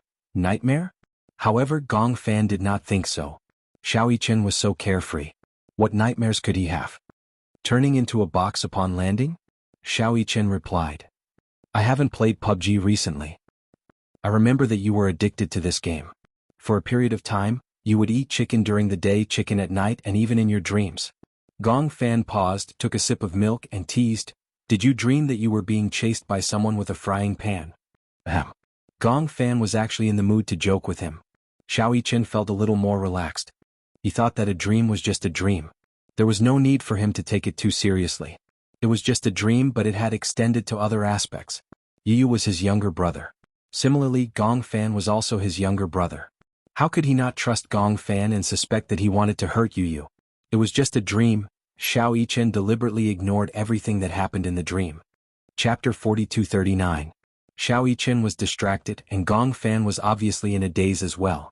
He kept using the knife and fork to rub the egg yolk on the plate as if he was thinking about something. Yun Shishir couldn't help but worry when she saw him in a daze. What are you thinking about? Gong Fan only snapped back to his senses after a while. He looked up at her and replied, Oh, I feel a little unfamiliar. I feel like I've been asleep for a long time. Xiao Yichen smiled and said, You're right. You've been asleep for a long time. Gong Fan frowned. Yun Shishir asked tentatively, Do you remember where you were before you fell asleep? Gong Fan recalled for a moment and looked up. In Mommy's arms? You still remember? Yeah, I remember that you promised someone to make a dessert table. In the end, I was muddle-headed that day and suddenly fainted. Do you feel that something's wrong? Why did you suddenly faint for no reason? Yun Shishir asked deliberately, trying to get some clues from Gong Fan. Gong Fan listened and tried to recall his memories. However, no matter how he tried, he was indeed missing a part of his memory from that day. I can't remember clearly. I see. Yun Shishir couldn't hide the disappointment in her eyes, but she hid it very well. Gong Fan obviously noticed the disappointment in her eyes and asked worriedly, What's wrong? Did something happen that day? Nothing. Yun Shishir sat down and smiled. Let's eat. Let's finish eating early and go for a walk outside, okay? Okay. Gong Fan's expression instantly relaxed. He enjoyed the time he spent with Yun Shishir the most, and he felt that the whole world was peaceful and blissful. Xiao Yichen still looked troubled. He had an exhausting nightmare last night, and even after waking up for a long time, he still couldn't get over it. In the backyard, Hua Jin stood by the swing and quietly looked at Natalia, who was sitting on the swing and playing by herself. Time was quiet and leisurely. Can't you push me? Natalia suddenly asked him for help. Hua Jin smiled and asked half-jokingly, Why? I wanted to push you, but you said you wanted to do it yourself. I want to swing higher, but after swinging for a long time, I can't get any higher. Hua Jin helplessly circled behind her and gave her a gentle push. How about this height? If it's too high, what if we fly out? Natalia shook her head like a rattled drum. No, I want to go higher. Don't worry. I'll hold on tight. When Hua Jin heard this, he was also helpless, so he repeatedly reminded him, You must hold on tight, otherwise you will definitely fall and become stupid. Yes. Natalia nodded and held the rope. Hua Jin gave it a little push and the swing swung high. Wow. Natalia squinted her eyes and smiled excitedly. After the swing swung high, it gradually slowed down. After experiencing the excitement, Natalia settled down and sat on the swing, allowing the gentle breeze to caress her face. When is Daddy coming back? She abruptly blurted out this sentence. When Hua Jin heard this, he was stunned. He raised his eyebrows and asked, Why? Do you miss Daddy? Yeah. Chapter 4240. Didn't you just video call him a few days ago? Hua Jin said again, Daddy is so busy, he might not have time to come back. Why don't you call him and ask when he will come back? Natalia's eyes were wide open and she looked expectant. Hua Jin didn't want to disappoint her, so he walked to the side and took out his phone. He looked at Gong Jie's FaceTime, hesitated for a moment and finally dialed. Hurricane Group. Gong Jie put on a windbreaker and walked into the maintenance hall. He looked at the huge monster parked on the tarmac, an armed helicopter. This was his personal vehicle. Armed helicopters were equipped with weapons and developed for the purpose of carrying out combat missions. They were divided into ordinary armed helicopters, stealth helicopters, and high-speed armed helicopters. Armed helicopters could be divided into two major categories: special purpose and multi-purpose. The special purpose type had a narrow fuselage and stronger combat capability. The multi-purpose type could be used to carry out attack missions, as well as transport, landing, and other missions. Modern armed helicopters not only carried a variety of weapons, but also carried a large amount of ammunition. In terms of single aircraft, helicopters with a higher takeoff weight could carry more ammunition. For example, the Mi-24 armed helicopter used in the Eaton P-2H war and the AFH war. The nose is equipped with one 4-barreled machine gun, 1,500 rounds of ammunition, 4 anti-tank missiles can be hung on the short wing tips, and 4 hangars can be hung under the short wing 457mm rocket launchers with a total of 128 rockets. If rockets weren't installed, 1,500 kilograms of bombs could be installed. Another example was the AHL armed helicopter used in the Vietnam battlefield. It was equipped with a 20mm cannon or 30mm cannon in the nose. 8 anti-tank missiles or 76 70mm rockets could be installed under the short wings of the fuselage. The A-129 helicopter with a takeoff weight of less than 4 t was equipped with an organic gun. It could carry 8 Hort missiles or 52 70mm rockets. The air combat type could carry 8 Mistral air-to-air missiles.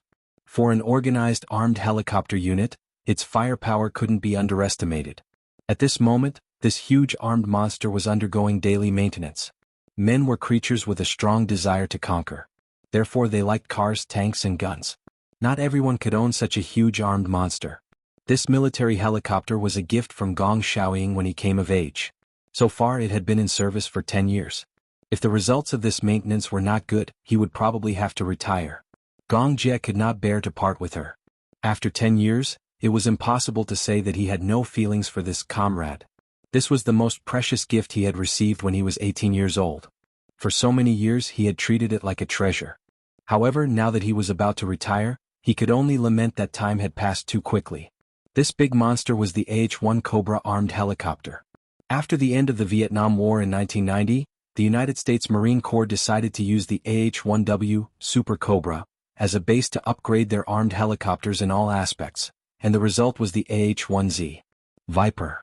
The first prototype of the AH-1Z was successfully tested in 2000. Nominally, this was an improvement in the Super Cobra's performance. Within its lifespan, just the cost of maintenance and training alone would be hundreds of millions of USD, or even more than 1 billion USD. Chapter 42-41. Hurricane was especially strict when it came to the maintenance of equipment. Gong Jie walked up to the helicopter and gently stroked it with his hand. He gave it a name, Robin. He gave it this name because Gong Jie used to have an idol when he was young. His favorite was Batman, the main character of Marvel's comics. When he was young, he liked to collect Batman memorabilia. And Robin was Batman's partner and assistant. He was also known as Boy Wonder, and together with Batman, they were known as the energetic duo. When he was young, he also hoped to have a close friend and assistant like Robin. Until Gong Xiaoying gave him this military helicopter. For some reason, the first name that came to his mind was Robin. That day he sat in the brand new pilot's seat for the first time. Touching the controls, he felt as though the AH-1Z had been given life. Your name is Robin. What do you think? He actually gave this big guy a name just like that, talking to himself. For 10 years, Robin had carried him through the skies. It had also flown over the aurora and the horizon. In the rain of bullets, it had been his most loyal partner. It had helped him shoot down missiles that tried to sneak up on him. Its hard shell had helped him block countless bullets from machine guns. It had also been on the brink of death and had gone through life and death together. Young Master Jia. He walked over during the maintenance, holding a thick stack of test reports in his hands. Gong Jia walked over and asked anxiously, "How is it?" "The test reports are out. Robin has met all the requirements and can continue to serve in the military." Upon hearing this, Gong Jia's eyes lit up. He turned around and jumped onto the big guy happily. It was just like when he had just become an adult and saw it for the first time like a child. "Robin, that's great." He thought that Robin couldn't continue to serve in the military. He didn't expect that Robin could continue to accompany him by his side. Just then his cell phone suddenly rang. Gong Jie answered the call. Soon Hua Jin's face appeared clearly on the screen. At the same time, Hua Jin also saw Gong Jie's face on the screen.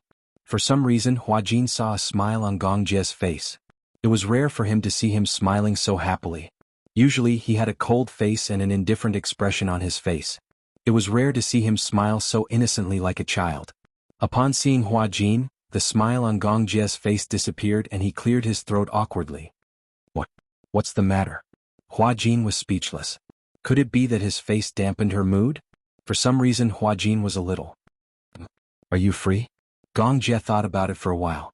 He did not seem to have much free time recently. His schedule was packed. What's wrong? What's the matter? Natalia misses you. He kept asking me, when are you coming back? Give her the phone. Okay. Hua Jin passed the cell phone to Natalia. Natalia held the cell phone and saw Gong Jie's face. She immediately smiled. Daddy, are you busy? She looked at him eagerly. Although she was smiling, the anticipation in her eyes made Gong Jie unable to say that he was busy. Daddy, do you miss me? Natalia asked again. Gong Jie raised his eyebrows and leaned closer to the screen. What do you think? Chapter 42-42. How do you know that I don't miss you? If you miss me, you will definitely rush back to see me. Natalia pouted, looking aggrieved. When Gong Jie heard this, he couldn't bear to see her like this. He ran his fingers lightly across the screen as if he wanted to touch her face. Daddy will go back to spend some time with you, okay? Natalia was still not satisfied with this answer. She asked, when will you be back? In a few days. Then, in a few days? Gong Jie frowned slightly. He didn't know what to do next, so he couldn't give her an answer immediately. However, if he gave her a half-hearted answer and didn't call her back after agreeing on a time, Natalia would be very disappointed in him and think that he didn't keep his word.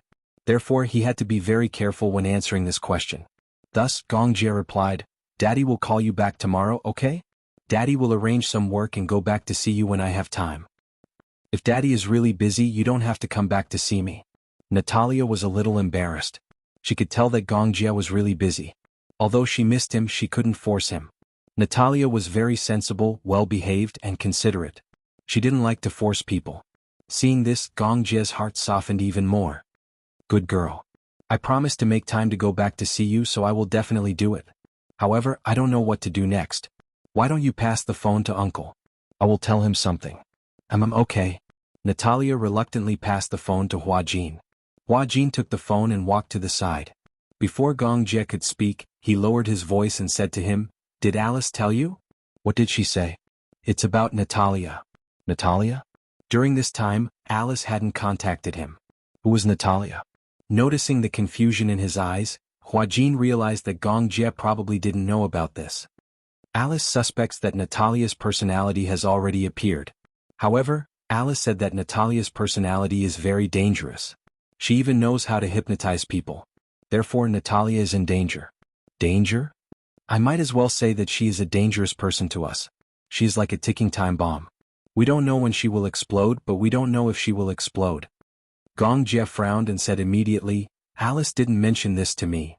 I think she is too suspicious. Hua Jin paused for a moment and said, I've been under a lot of pressure recently.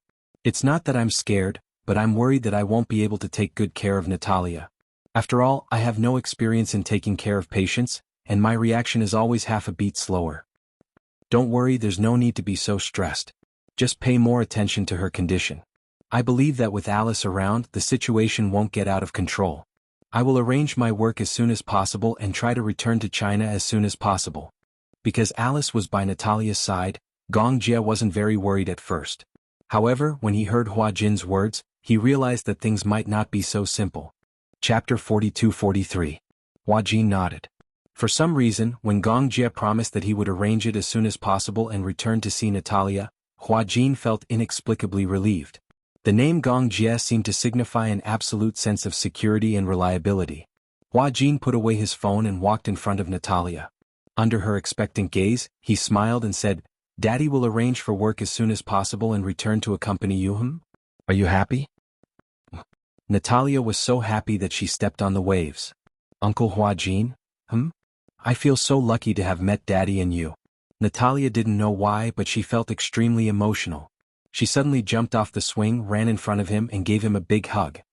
I love you. Perhaps it was because she grew up in the West, but Natalia knew how to express love. Hua Jin was stunned. He didn't expect Natalia to give him such a warm hug. It seemed to be the first time she hugged him so actively. He was overjoyed. He also squatted down and hugged her tightly. I love you too. Yeah. Natalia blinked and suddenly thought of something. She lowered her voice and asked softly, then if I make a mistake, will you and Daddy not want me anymore? How can that be? Hua Jin didn't think much of it. Who doesn't make mistakes? No one is a saint and will never make mistakes. How can we abandon you just because you make a mistake? Natalia's eyes couldn't help but turn red when she heard that. Hua Jin suddenly realized why she asked that. She had lived in an environment with too many uncertain factors since she was young. It wasn't an exaggeration to say that she was homeless. Strictly speaking, Natalia didn't have any real family. At first, when Gong Jie said that he wanted to adopt her, she didn't think much of it. She had a feeling that this family wouldn't last for long. She didn't have much confidence in the concept of home and happiness. Therefore she felt uneasy and cautious. She even deliberately distanced herself from him because she was afraid that once she put her feelings into it, she would be sad once they were separated. Then it's a promise. Natalia carefully extended her pinky. Her eyes sparkled as she moved closer to Hua Jin and pouted. Pinky promise. From now on we're a family. No matter what, let's never be separated, okay? After spending so much time together, Natalia realized how warm it was to have a family, even though they had been living together peacefully. It was this long-lasting warmth that made Natalia even more dependent on Hua Jin. The more he felt warmth, the more he felt that this warmth was precious and the more he wanted to cherish it. Especially today, after the phone call with Gong Jie and learning of her needs, he immediately arranged for work and flew back to accompany her. It made her feel like she was being treasured. Therefore, she also wanted to cherish it and open her heart to let Hua Jin and Gong Jie live in her heart. Hua Jin reached out his pinky and gently hooked it with hers. His lips curled into a smile, revealing his pearly white teeth. I promise you. Natalia looked at him and smiled. Chapter 42-44. She was grateful to Hua Jin and Gong Jie for giving her such a family, even though such a family seemed to be different from other children's families. Everyone else had a mother and a father. It was a pity that her family didn't seem to be such a combination. Natalia leaned into his embrace and suddenly asked curiously, if I call him Daddy, what should I call you? Uncle. Hua Jin raised his eyebrows. Isn't that what you've always called me? But I want a mommy too. As Natalia said that, she suddenly smiled mischievously. She sized up Hua Jin and said sweetly, how about I call you mommy? No. Hua Jin said awkwardly, I'm a man. How can I call a man mommy? That's how you address a woman. But, you're prettier than most women. Natalia blinked, but her expression was sincere. Hua Jin was speechless. He couldn't deny it. He was indeed prettier than most women. But that's not a reason for you to call me mommy. Ah. Natalia didn't care. She kept calling him mommy. Hua Jin corrected her, but it didn't work. Finally, under Natalia's coaxing and pestering, he nodded. You're not allowed to call me that outside. Then what should I call you? Hua Jin was also confused. That's right. Hua Jin suddenly said, how about you call me Daddy too? After a pause he felt a little guilty. Are you willing to call me that? I'm willing. But? What if you're both here? Natalia didn't say it clearly, but Hua Jin understood what she meant. She meant that if Hua Jin and Gong Jie were both present, wouldn't it be easy to confuse them if they both called him Daddy? How about this? Natalia said, I'll call Gong Jie Daddy Jie and you Daddy Jin. Hua Jin suddenly laughed. It sounded as if he and Gong Jie were a couple. Felt weird. In foreign countries, many gays and lesbians formed marriage families, and their adopted children were called that. If outsiders heard it, they would misunderstand that he and Gong Jie were a couple. Daddy Jin, Daddy Jin. It sounds nice when you call me that. After spending so much time together, she was no longer as cold and distant as she was when they had first met. This question stumped Natalia. She mumbled, I like both of them. Hua Jin asked again, if he and I both fell into the sea, who would you save first? Natalia furrowed her brows. I don't know how to swim. If I save you, I'll die too. Ha ha ha. Hua Jin was amused by her serious answer. What I mean is, if you know how to swim, then I'll definitely save you first. Why? Because Daddy Jie knows how to swim. Natalia looked troubled. Chapter 42-45. I'll tell you a secret, okay? Natalia said seriously. What secret? Actually, I have an older sister. Natalia hesitated for a long time before deciding to tell him the secret. Hua Jin's expression changed instantly. This is a secret. Don't tell anyone else or else my sister will be angry. What's your sister's name? Natalia said. Actually, it feels weird to say that she's my sister because other than me, no one else has seen her. I feel that she's more like another me. You can see her? Probably. Probably? Hua Jin was a little confused by her tone. Why did she sound so uncertain? So, can I see her or not? Does it count if I see her in my dreams? In your dreams? I feel that she can control my body. Do you know about the crystal ball? Hua Jin vaguely sensed that he might be able to find some clues about Natalia from Natalia's mouth. Hence, he listened to her attentively. That crystal ball was a gift from my sister, Natalia. Gift? Natalia nestled in his arms and recalled. Actually, the first time I saw her was a long time ago. At that time I couldn't sleep well. I would have many dreams, very strange dreams. Many times I couldn't even tell which was reality and which was a dream. So, she gave me that crystal ball and said that as long as I hugged it to sleep at night, I would be able to sleep well. At least, I wouldn't have those strange dreams anymore. Crystal ball?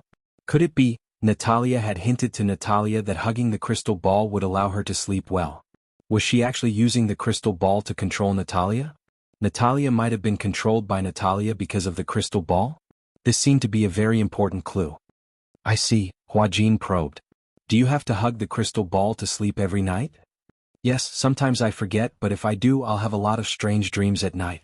However, if I hold the crystal ball, sometimes I feel like I have slept for several days and I feel very tired when I wake up.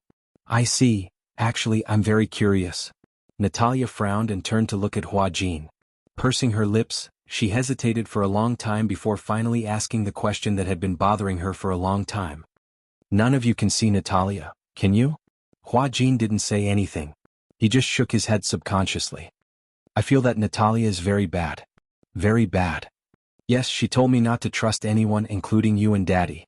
So, in the beginning I was always wary of you, but slowly I found that you were very good to me, very gentle, just like family. I wanted to get close to you, but every time I wanted to get close to you, she would stop me. How strange, she always seems to be able to see through my heart. Then why do you think she's bad? Because. Chapter 42-46. Natalia is like a demon living in my heart. For some reason, this sentence sent a chill down Hua Jin's spine. Did she really say that? In the study, Alice was playing with a fountain pen. Hua Jin sat across from her, deep in thought. Outside the window, it was already late at night. Natalia had already fallen asleep. When Alice returned home, Hua Jin told her everything, no matter how big or small, about what had happened. Alice was surprised to hear it. Wait a minute. My mind is a bit messed up. Alice frowned. She decided to connect the clues and reorganize her thoughts. Hua Jin sat quietly on the side. He did not say anything, afraid that he would interrupt her thoughts. Can I understand it this way? Alice said seriously. Natalia controlled Natalia through the crystal ball. She could even decide when she could control this body and when she could let Natalia control this body. I think so too. But then what is Natalia's purpose? Alice could not figure it out when Hua Jin mentioned it.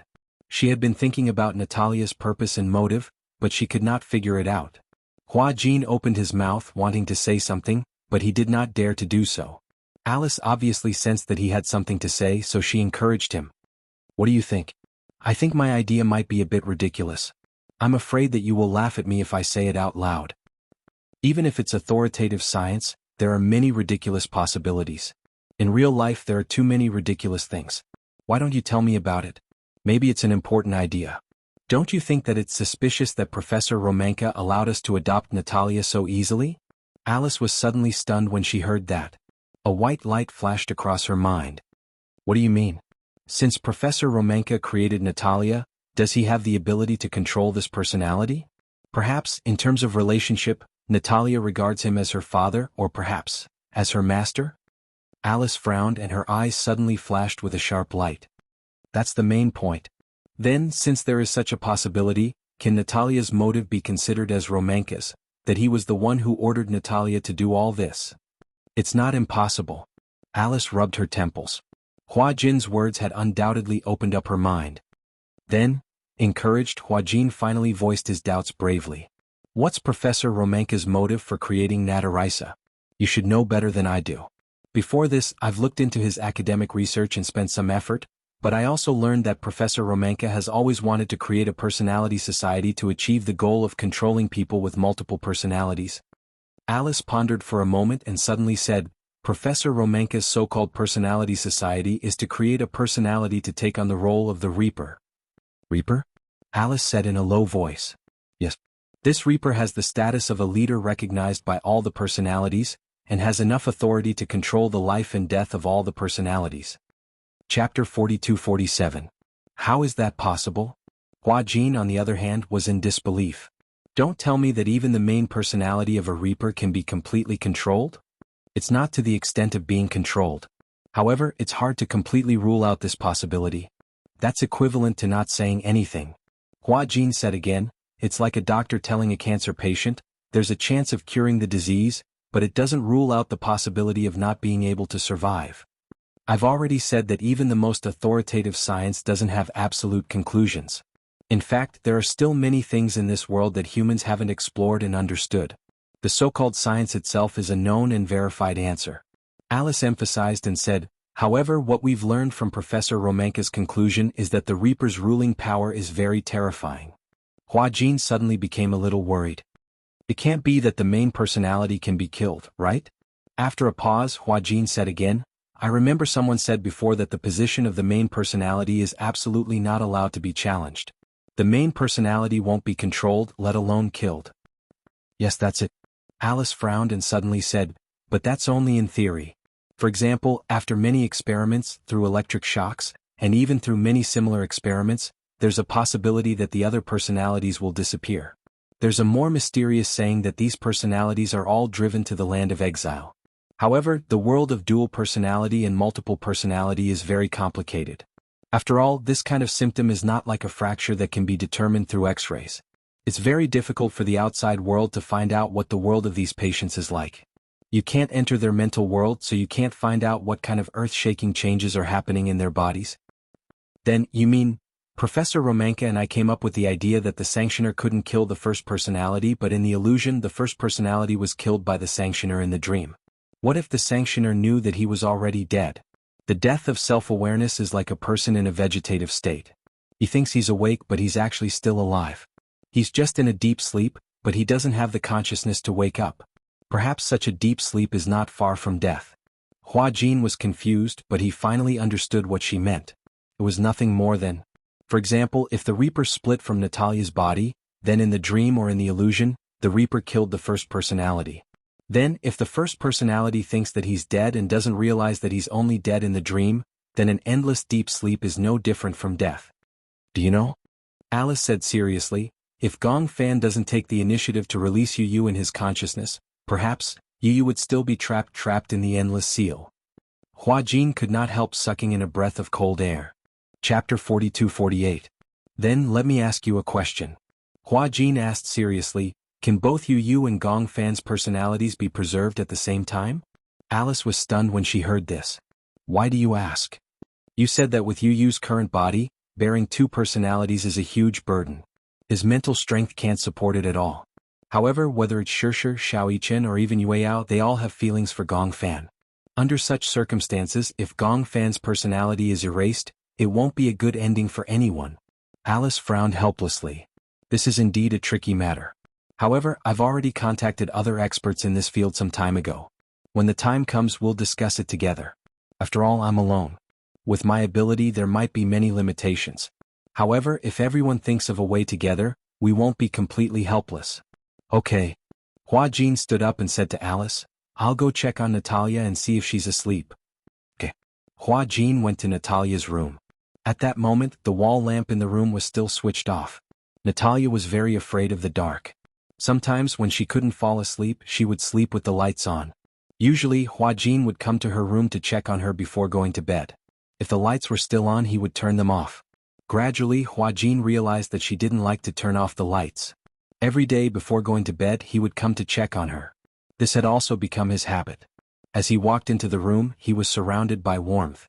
Huajin walked to the bed and sat by it for a while. He didn't know why, but when he looked down at Natalia's sleeping face, he unconsciously fell into a trance. Natalia slept very quietly. Her eyes were closed and her eyelashes were long, thick and slightly curled. Her fair skin was crystal clear, as if it could be broken by the slightest breeze. Before this, he didn't even think that he would like children so much. He couldn't even imagine what it would be like to get married and have a family. Before this, he didn't even like children very much. He always felt that children were noisy. If he didn't teach them well and raised a naughty child, it would be even more of a headache. Nowadays there were too many naughty children. Some of them were brought up because their parents didn't discipline them well, while others were brought up because their parents didn't have the time. Hua Jin had been having a headache. This was because he had never had a good family since he was a child. He had been through a lot of hardships growing up, and it was not easy for him to become sensible. He was really worried that he would not be able to give his future children a happy family. This was because he did not have a happy family since he was young. Thus, he did not know what a healthy family was like. Due to an accident, he suddenly became a surrogate father and had a child. In the beginning he had been caught off guard, but he had gradually gotten used to it. After that, he had completely treated Natalia as his own child, as if she was his own. It was also for this reason that he gradually understood Yun Shishir's feelings. Perhaps, when they grew up and became parents, they would understand their parents' good intentions. Because of this, he hated his father and mother even more. However, that was the grudges of the previous generation. He didn't want to understand, nor did he want to participate.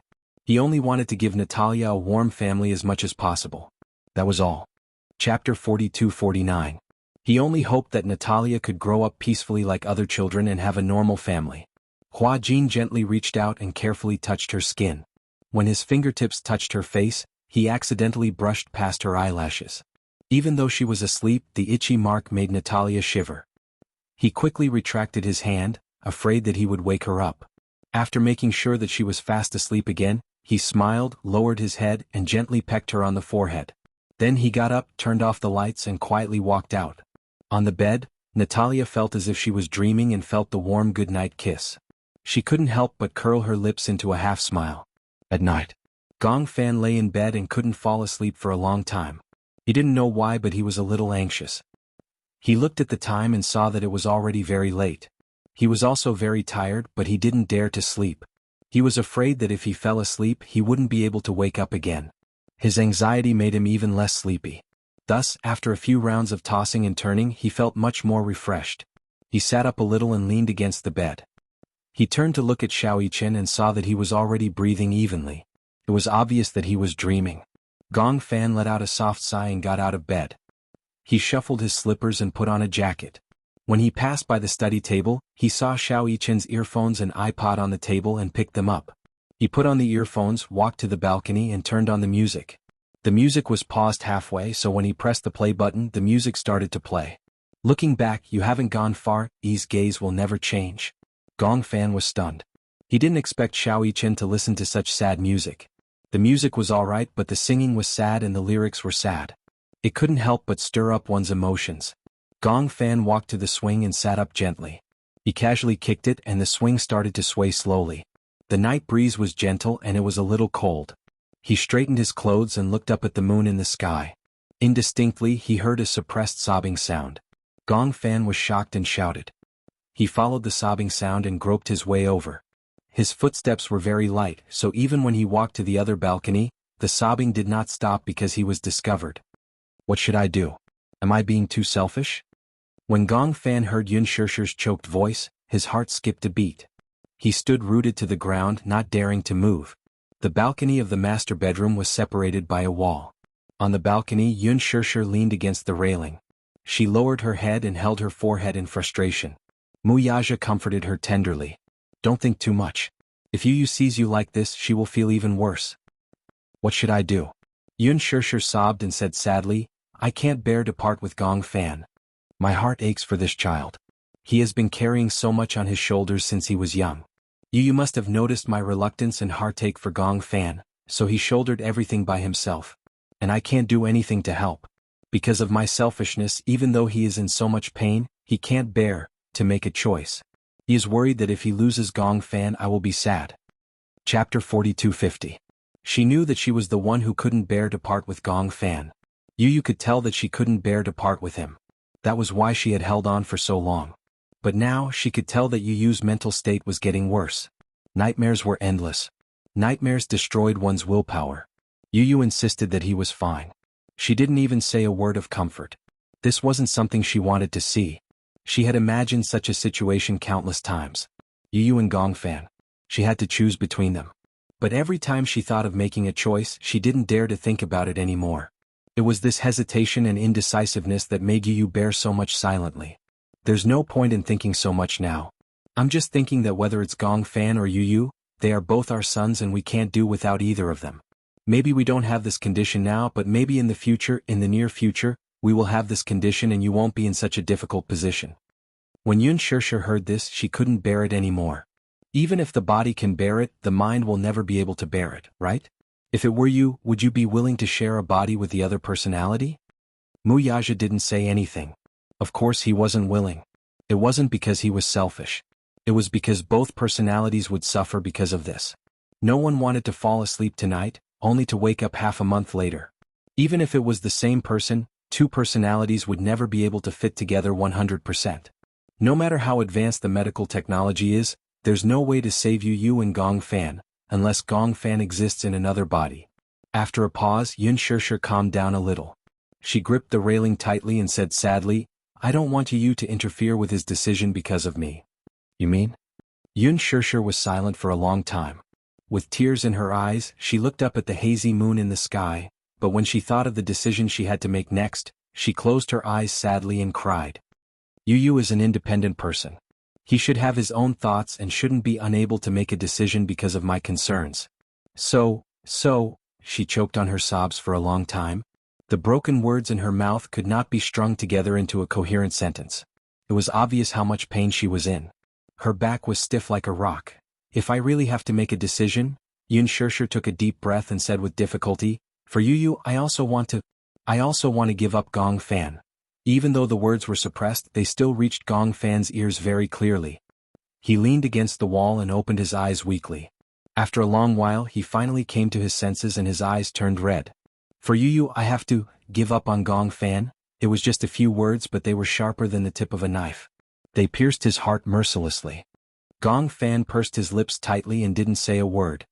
He stood silently in the shadows and hid himself. It was only when Muyaja comforted Yun Shirsha and helped her back to the room that he finally found his breath. He finally took a step forward, but he almost stumbled and fell to the ground. Chapter 42:51. He sat on the bed in a daze. At that moment, Xiao Yichen was still sleeping soundly on the bed. He looked at Xiao Yichen with sincere envy. He envied Xiao Yichen for having a peaceful world. He didn't have to worry about not being able to appear again. He also didn't have to feel guilty, sad, or disappointed about being abandoned. Yes. Yun Shirsha's words were obvious enough. For Yu Yu, she was willing to give him up. In other words, if there was a medical method that could save Yu Yu, she was willing to give him up. Between Yu Yu and his Libra, she chose Yu Yu. But what was wrong with that? After all, her feelings for Yu Yu were not something he could compare to.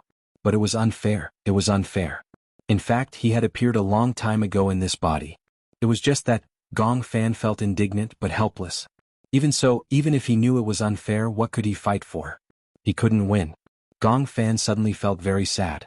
The thing that he had been afraid of had finally happened. He had always felt uneasy and insecure. Even if Yun Shirsha tried her best to give him a sense of security, he still didn't feel safe. Now that he heard Yun Shirsha's decision with his own ears, Gong Fan's entire world collapsed. He lay down on the bed and looked at the ceiling in a daze. His tears gradually stopped, but that kind of sadness was not something that tears could express. His heart was full of tears, but they couldn't flow anymore. The next day, Xiao Yichen realized that Gong Fan was depressed. He sat alone in a corner and ignored everyone who called him. It was just like when Gong Fan returned to the Mu family. He was cold and distant. No matter how patiently Yun Shirsha talked to him, he either turned around and walked away or pretended not to hear her. Yun Shirsha didn't know what had happened to make Gong Fan treat her so coldly. Xiao Yichen was also very surprised. Why did Gong Fan's attitude toward his family suddenly become so cold? For the next few days, Gong Fan was like this. Xiao Yichen could not hold it in any longer. He pulled Gong Fan into the room, and his cheeky smile was replaced by a serious expression. What's wrong with you recently? Gong Fan broke free from his restraints and glanced at him coldly. There was no emotion in his eyes. Since she had already given up on him, she might as well be cold to the end. If he treated them so coldly, they would also be disappointed in him and treat him coldly. In this way, if the day of separation really came, no matter who it was, they wouldn't be reluctant to leave and wouldn't feel sad. That was what he thought. However, his aloof attitude had undoubtedly infuriated little Chen. "Why aren't you talking?" He was a little annoyed. "Didn't you say that no matter what happened, you would never make mommy angry or sad? But look at what you've been doing these past few days. No matter how much mommy and I talk to you, you ignore us. Do you know that mommy's imagination will run wild and she will be very sad?" This series of aggressive questioning made Gong Fan even angrier. He raised his eyes to look deeply at little Chen and let out a sneer. Chapter 4252. He was filled with anger, but he couldn't find a way to vent it.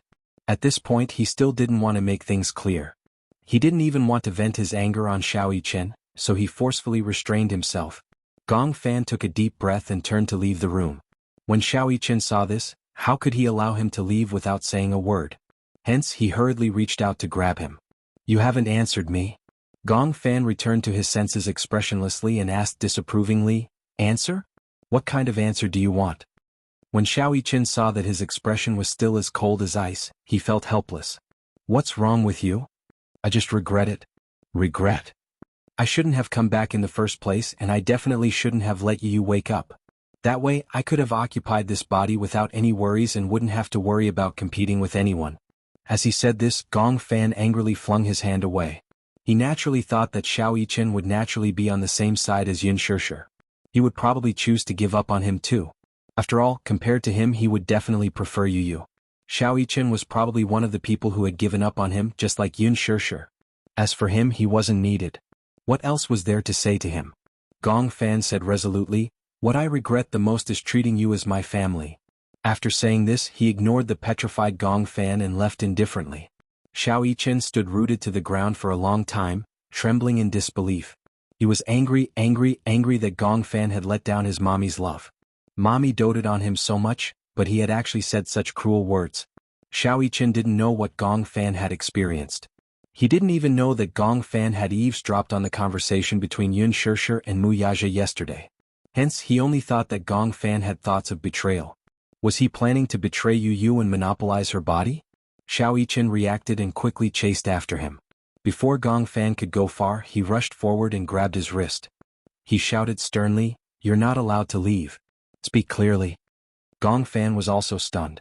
He had never seen such a furious Xiao Chen. He was like an enraged tyrannosaurus, glaring at him like a tiger eyeing its prey. "I won't allow you to betray mommy and Yu." When Yun Shishir heard Xiao Chen's shout, she anxiously walked over with Yueyao in her arms. However, when she saw the two of them confronting each other, her eyes widened in shock. "What happened?" she asked, completely unaware of what had happened between the two of them. Xiao Chen turned around. When he saw that it was Yun Shishir, he snapped out of his rage and regained some rationality. "Mommy, what happened?" Yun Shishir asked in surprise. Why did the two of them quarrel? Xiao Chen would never quarrel with Yu, much less with Gong Fan. From what he knew, Yu and Gong Fan were both his younger brothers and he was the older brother. Hence, he thought that he had to give in to his two younger brothers and never quarrel with them. It was extremely rare for her to see Xiao Chen so angry, and she had never seen him so angry with anyone. What happened? Chapter 4253. Hence, when she saw Xiao Chen flaring up at Gong Fan, she became even angrier and was determined to get to the bottom of the matter. However, in Gong Fan's eyes, this was undoubtedly charity. Xiao Chen turned his face away awkwardly and refused to say anything. He didn't want mommy to be disappointed in Gong Fan. If mommy heard those words, she would definitely be very sad. Xiao Chen was considerate and thus didn't want to say anything. Yun Shishir looked at Gong Fan again, but he turned his face away expressionlessly and looked coldly at the ground. Even though he was looking at the cold ground, he didn't want to look at her. What's wrong? Xiao Fan? Yun Shishir was a little confused. Looking at the two children turning their heads angrily without looking at each other, she didn't know what to do.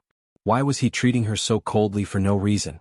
Could it be that the children were more sensitive and realized that she had already made a decision in her heart? Mommy, don't talk to him anymore. Xiao Chen snorted and said, I don't like him. I still like Yu the most.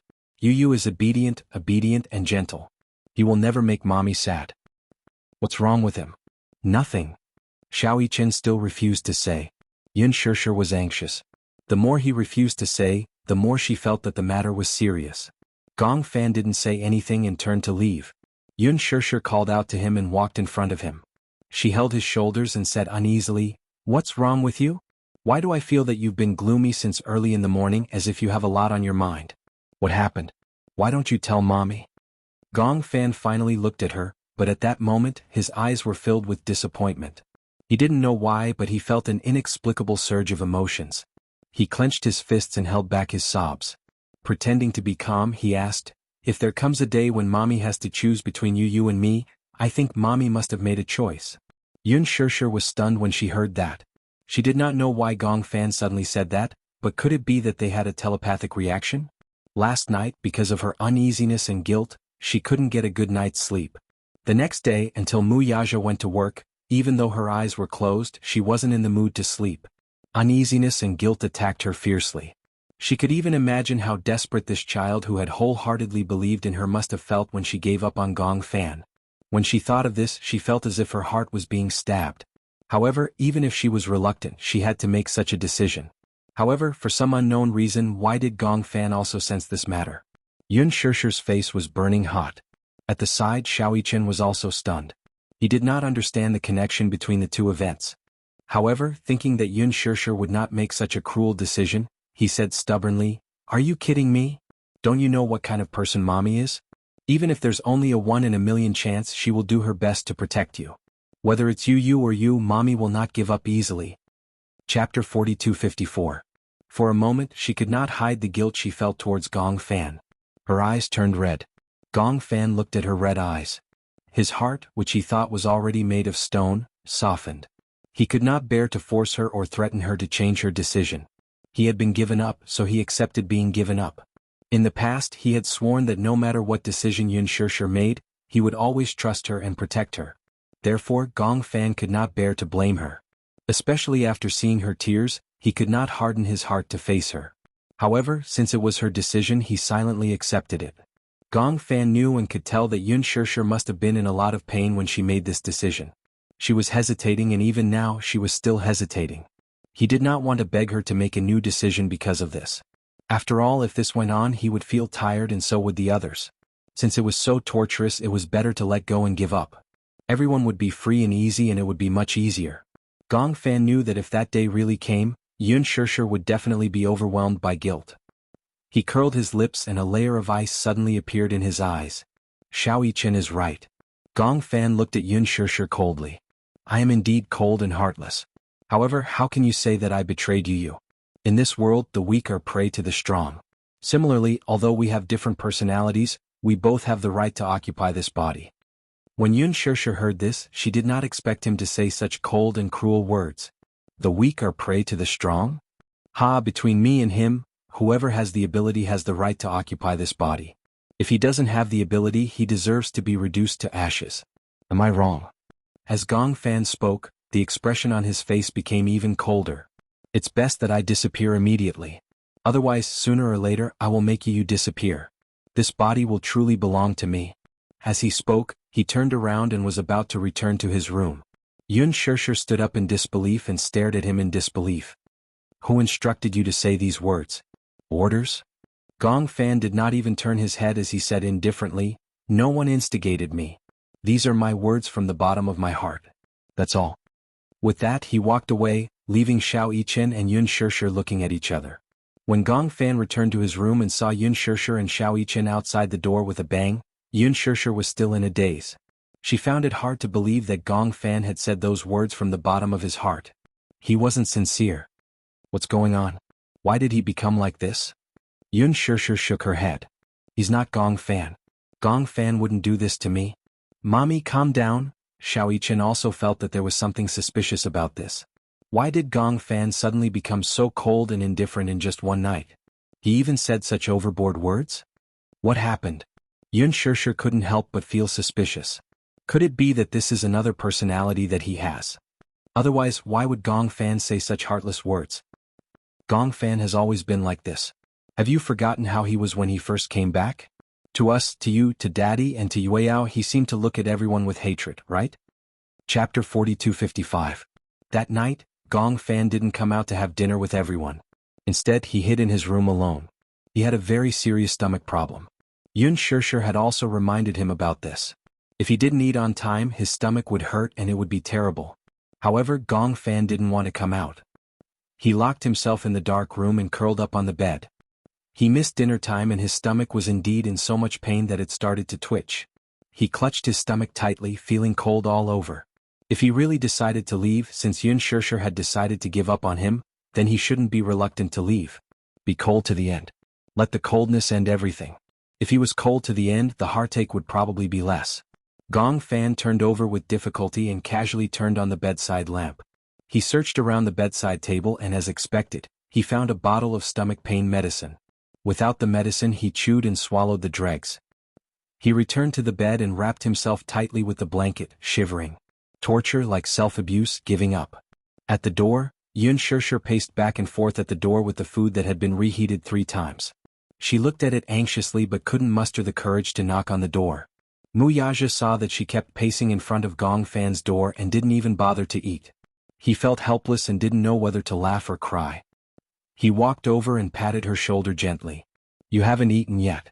Eat first. However, Yun Shishir couldn't care less about eating.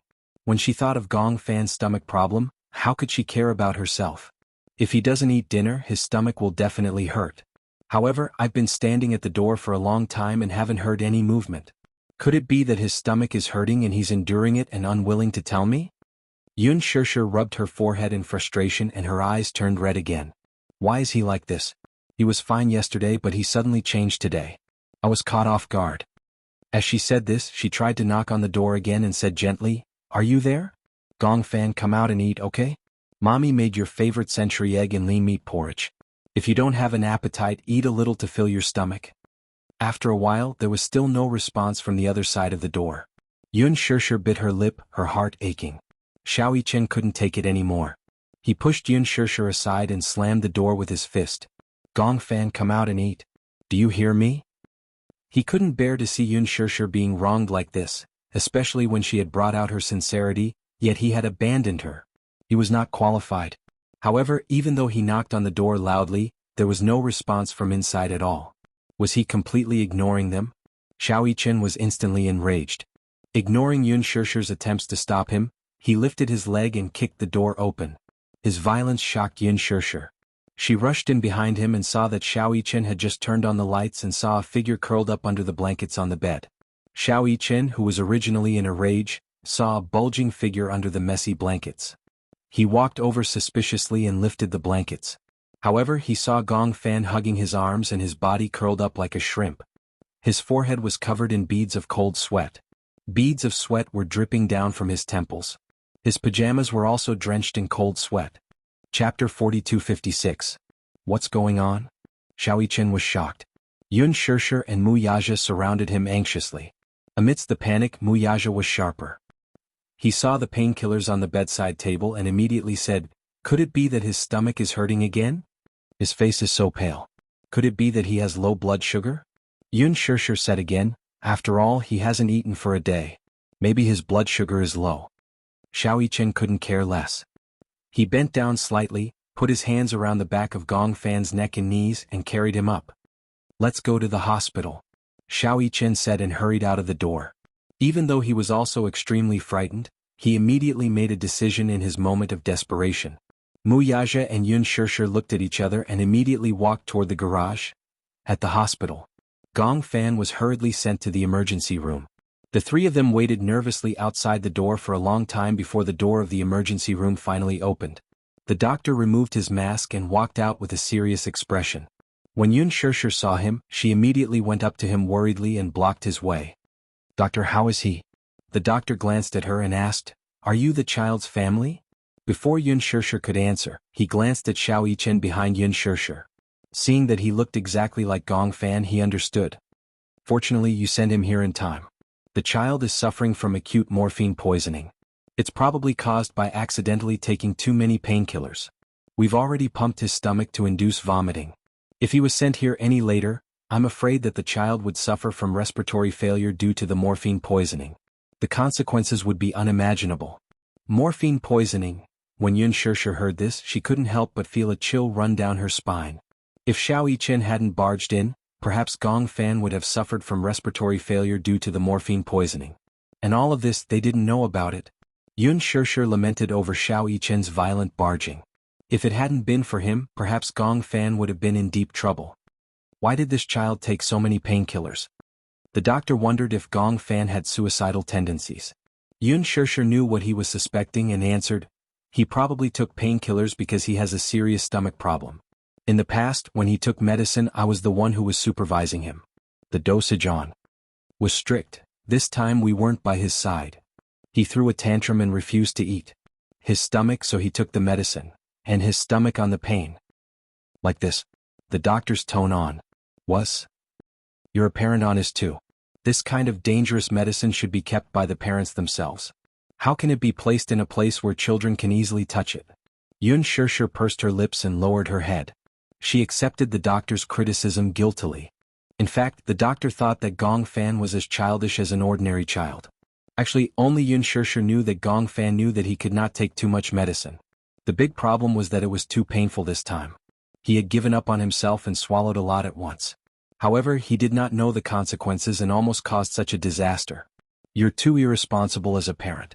You put the medicine where the child can see it. If he didn't know, he would have taken it all at once. Now that you've sent him back, I'm afraid there's nothing you can do to save him. Chapter 4257. Muyaja looked a little unhappy. When he saw Yun Shishir lowering her head and apologizing sincerely, he couldn't help but feel sorry for her and pulled her into his arms. We'll be careful next time. How's the child? He quickly changed the topic. The doctor stopped there and heaved a sigh of relief. He's been saved, but he has to be hospitalized for a few days. This child doesn't seem to have a good constitution and needs to be taken care of carefully. He'll be transferred to the ward soon. You guys can watch over him in the ward. Okay. Soon, Gong Fan was pushed out of the emergency room and transferred to the intensive care unit. Yun Shishir came to the ward and saw Gong Fan lying on the bed with a pale face. There was no trace of blood on his face. His eyes were tightly shut and his hands were slightly curled. He was motionless and lifeless. Just by looking at it, she felt as if a knife was being twisted in her heart. How did he become like this? Yun Shishir casually pulled a stool by the bed and sat down. Her heart ached as she held Gong Fan's cold hand.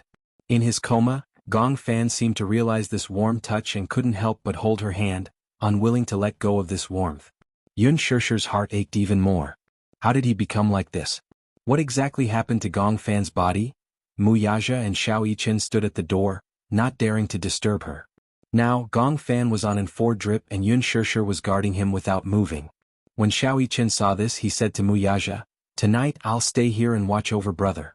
Daddy, do you want to go home first? You have to wake up early tomorrow morning." How can I go to work in peace in this situation? Muyaja laughed helplessly. Even though he usually looked deep and didn't seem to care much about Gong Fan, he was still his son after all. It was just that compared to a mother's love, a father's love had always been as deep as a mountain. He said, "I've applied for leave tomorrow. Today I'll stay in the ward to accompany you. Why don't I send you back and rest early?" Xiao Yichen frowned and said honestly, "I can't sleep peacefully with little brother like this." "Then stay here and accompany them." Muyaja patted his head. "Go and get some hot water." "Oh, got it." Xiao Yichen briskly picked up 2 bottles of hot water and walked to the boiling room. Muyaja walked over to Yun Shishir's side, gently held her shoulders and squeezed them. Yun Shishir looked up at him. "Don't worry. Since the doctor said that he'll be fine, there's nothing to worry about. I keep having the feeling that he has something on his mind, but he doesn't tell me." After Muyaja heard this, he suddenly lowered his voice and asked, "Could it be that he accidentally heard the conversation outside yesterday?" Yun Shishir turned pale with fright. "How is that possible? Other than that, I can't think of any other possibilities. Perhaps he couldn't sleep in the middle of the night and accidentally overheard our conversation in the back garden. Who knows? Could it be?" Yun Shishir couldn't help but shudder at the thought of it. If Gong Fan heard this, then he would definitely be bitterly disappointed. If he were in Gong Fan's shoes and heard that he had been abandoned, he would feel especially upset. If that was really the case, she wouldn't be surprised by Gong Fan's abnormal behavior today. Chapter 4258. When Gong Jie returned to China, it was already 1 o'clock in the morning. It was a full 10 hours of time difference, but he had already gotten used to it. The villa had a large private helipad specially reserved for helicopters. However, this helipad was very close to the villa. Gong Jie thought that if the helicopter landed directly on this helipad, the loud noise would definitely wake Natalia up. At this time she might have already fallen asleep. Hence, he parked the helicopter at the helipad of another hotel and drove to the villa. Hua Jin was already asleep. In the middle of the night, his phone suddenly rang. He sat up in bed and picked up the phone beside his pillow. Only then did he realize that it was Gong Jie's number. He picked up the phone. Gong Jie's voice came from the other end. "You're asleep? If not, oh please. What time was it now?" It was already 1 o'clock in the morning. Why wouldn't he be asleep? It's so late. What's the matter? Gong Jie said, "I'm here." "Where are you?" "I'm home." "Then why don't you just come up?" Hua Jin silently rolled his eyes. However, Gong Jie said awkwardly, "I'm lost." Hua Jin's eyes widened as if he had heard a fairy tale. "Lost?"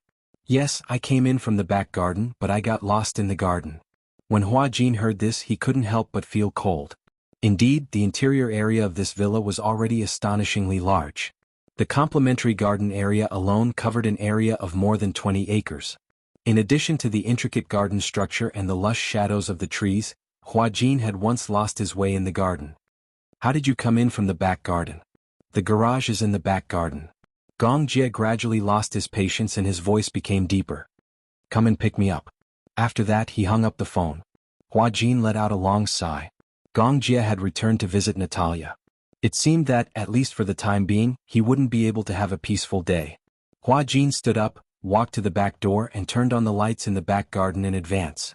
He couldn't figure out the intricate route for a long time, but if the lights in the back garden were on, it would be of great help in finding the path. "Can you hear where my voice is coming from?" "I heard you." "Then do you see a huge stone sculpture here?" "I saw it." "Yes, just walk in this direction and you'll be able to walk out." The huge back garden was like a huge garden maze at night. If one was not careful, it would be easy to get lost. Hua Jin rarely came to the back garden. Natalia, on the other hand, liked to wander around the back garden. This place was almost her world. The swing, the garden, the stone sculptures. This place was her little world. Gong Jie, on the other hand, was an out-and-out clown. He actually got lost in the backyard. After a while, Hua Jin finally heard Gong Jie's footsteps gradually approaching. He looked in the direction of the footsteps. Through the layers of shadows of the trees, he finally caught a glimpse of Gong Jie's figure shuttling through the garden. Hua Jin immediately went up to him. "Here, this is the exit." He went over and unexpectedly bumped into Gong Jie, who was full of hostility. After searching the back garden for so long, his patience was basically exhausted. Chapter 4259. Hua Jin tried his best to hold back his laughter and pretended to be calm as he said, "This is the villa you bought." Gong Jie snorted when he heard that. The real estate consultant didn't say that this would be a backyard where people would get lost. He thought that he was going around in circles. No matter how he walked, it would be the same. In the end, he would definitely return to the starting point. If Hua Jin hadn't turned on the lights, he would have been searching here for an entire night. Hua Jin sighed. "Why did you come back so late?" "It takes more than 10 hours to fly from Hurricane to here. We also have to transfer to a helicopter." "Why?" "My plane can't land here. I don't have permission to land." With that, Gong Jie asked again, "What about Natalia? Is she asleep?" "Yes, she's asleep.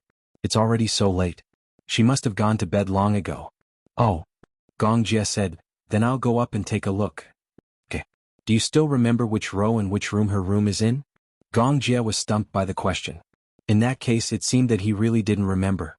He had bought this villa for Hua Jin and Natalia. It had to be said that it was really big. Not only did it occupy a lot of space in a backyard, but the entire villa was also very big. It was like a century-old manor. It was said that this villa was the king of villas in this area. It was even more impressive than Yun Shan Shi, which was under Mu Yaja's name. When Yun Shi came to visit for the first time, she was very envious. She had never seen such a big villa before. Only someone as rich as Gong Jie could buy it with his eyes closed. He didn't feel anything at all.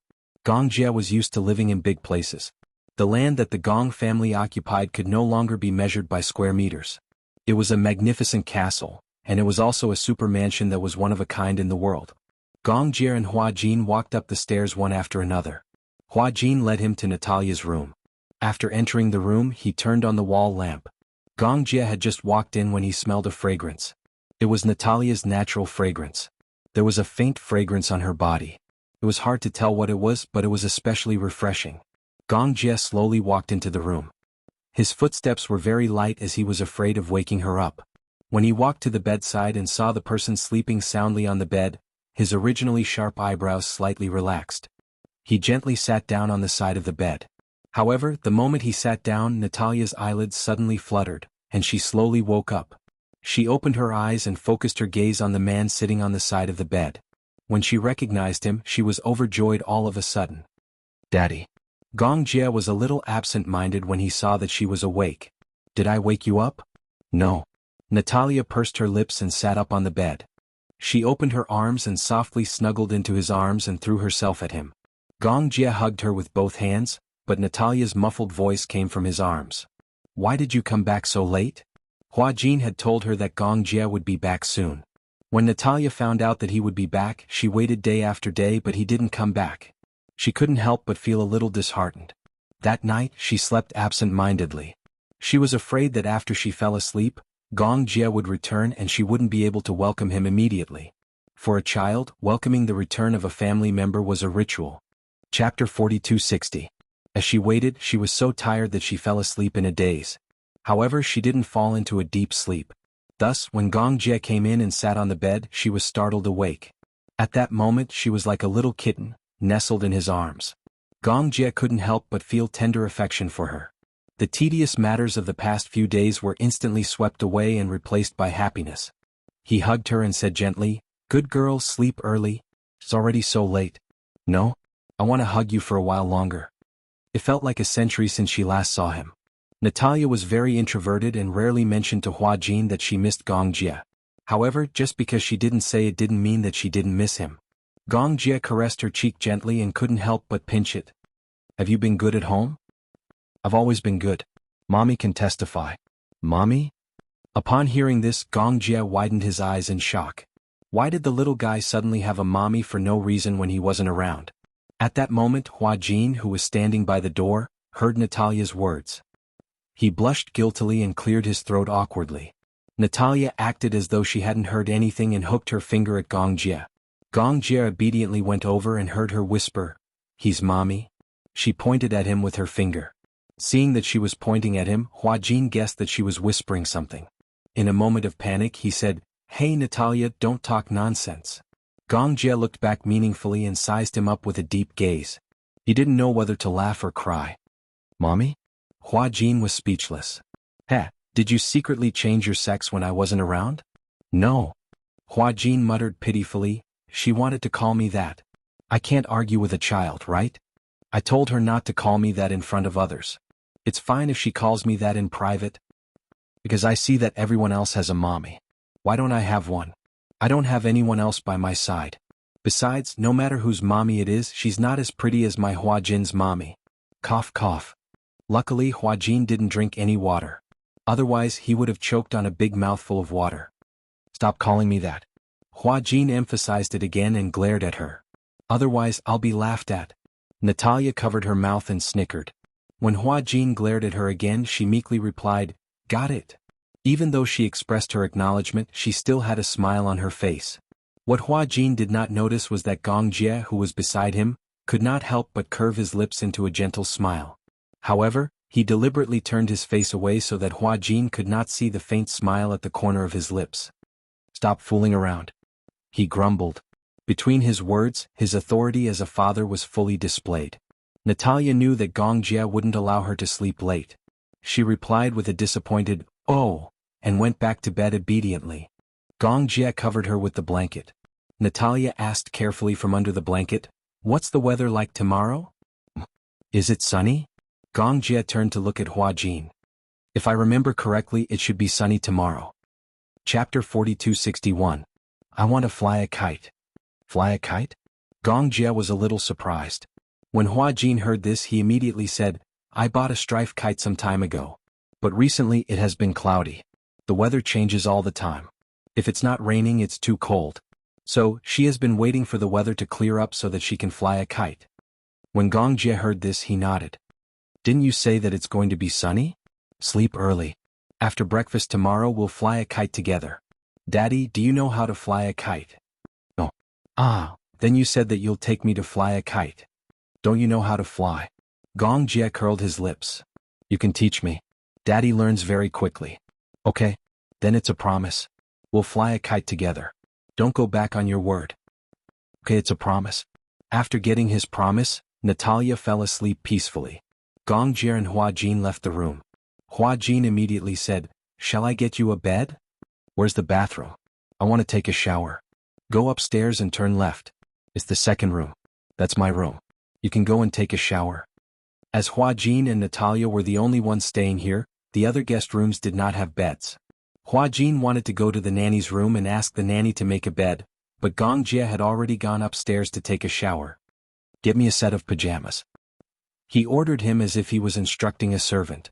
Although Hua Jin was reluctant to do so, he agreed to it quickly. Okay. Hua Jin nodded. So, while Gong Jie was in the bathroom, Hua Jin went to the walk-in closet and took out a brand new bathrobe and a new set of clothes. When he walked into the room, he said to Gong Jie through the bathroom door, "Can I leave the bathrobe outside?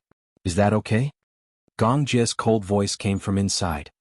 "You want me to go out naked?" Ah, Hua Jin felt his face heat up just imagining that scene. Forget it. Send him in. Hence Hua Jin walked to the door and knocked. "Can I come in? I'll send it in for you." As soon as he finished speaking, the door opened from the inside. Hua Jin had thought that the Gong Jie would at most open a small gap, but in the end it was opened wide, and the steam in the bathroom suddenly rushed out. He couldn't see clearly, so he waved his hand gently to disperse the fog. Suddenly he saw Gong Jie standing at the door of the shower room, wiping his wet hair with a towel. His gaze uncontrollably swayed downwards, following the fine and distinct lines of the skin. His gaze followed the droplets of water that continued to slide downwards until he caught a glimpse of it. Suddenly his eyes widened and he didn't dare to look anymore. He abruptly turned around as if he was sitting on a speeding roller coaster. His heart suddenly beat violently. Gong Jie noticed his big movement and frowned slightly. He turned around and saw Hua Jin's back facing him nervously. For a moment he was confused. What was he doing? Close? Oh, Hua Jin was absent-minded. With his back facing him, he passed the bathrobe behind him. Gong Jie looked at his nervous expression as if he was avoiding it. Then he looked at his own naked body and seemed to understand something. "What? You're shy like a woman." "Like a woman?" Hua Jin couldn't help but frown. What did he mean by like a woman? Gong Jie asked again, "You've never seen another man's body before?"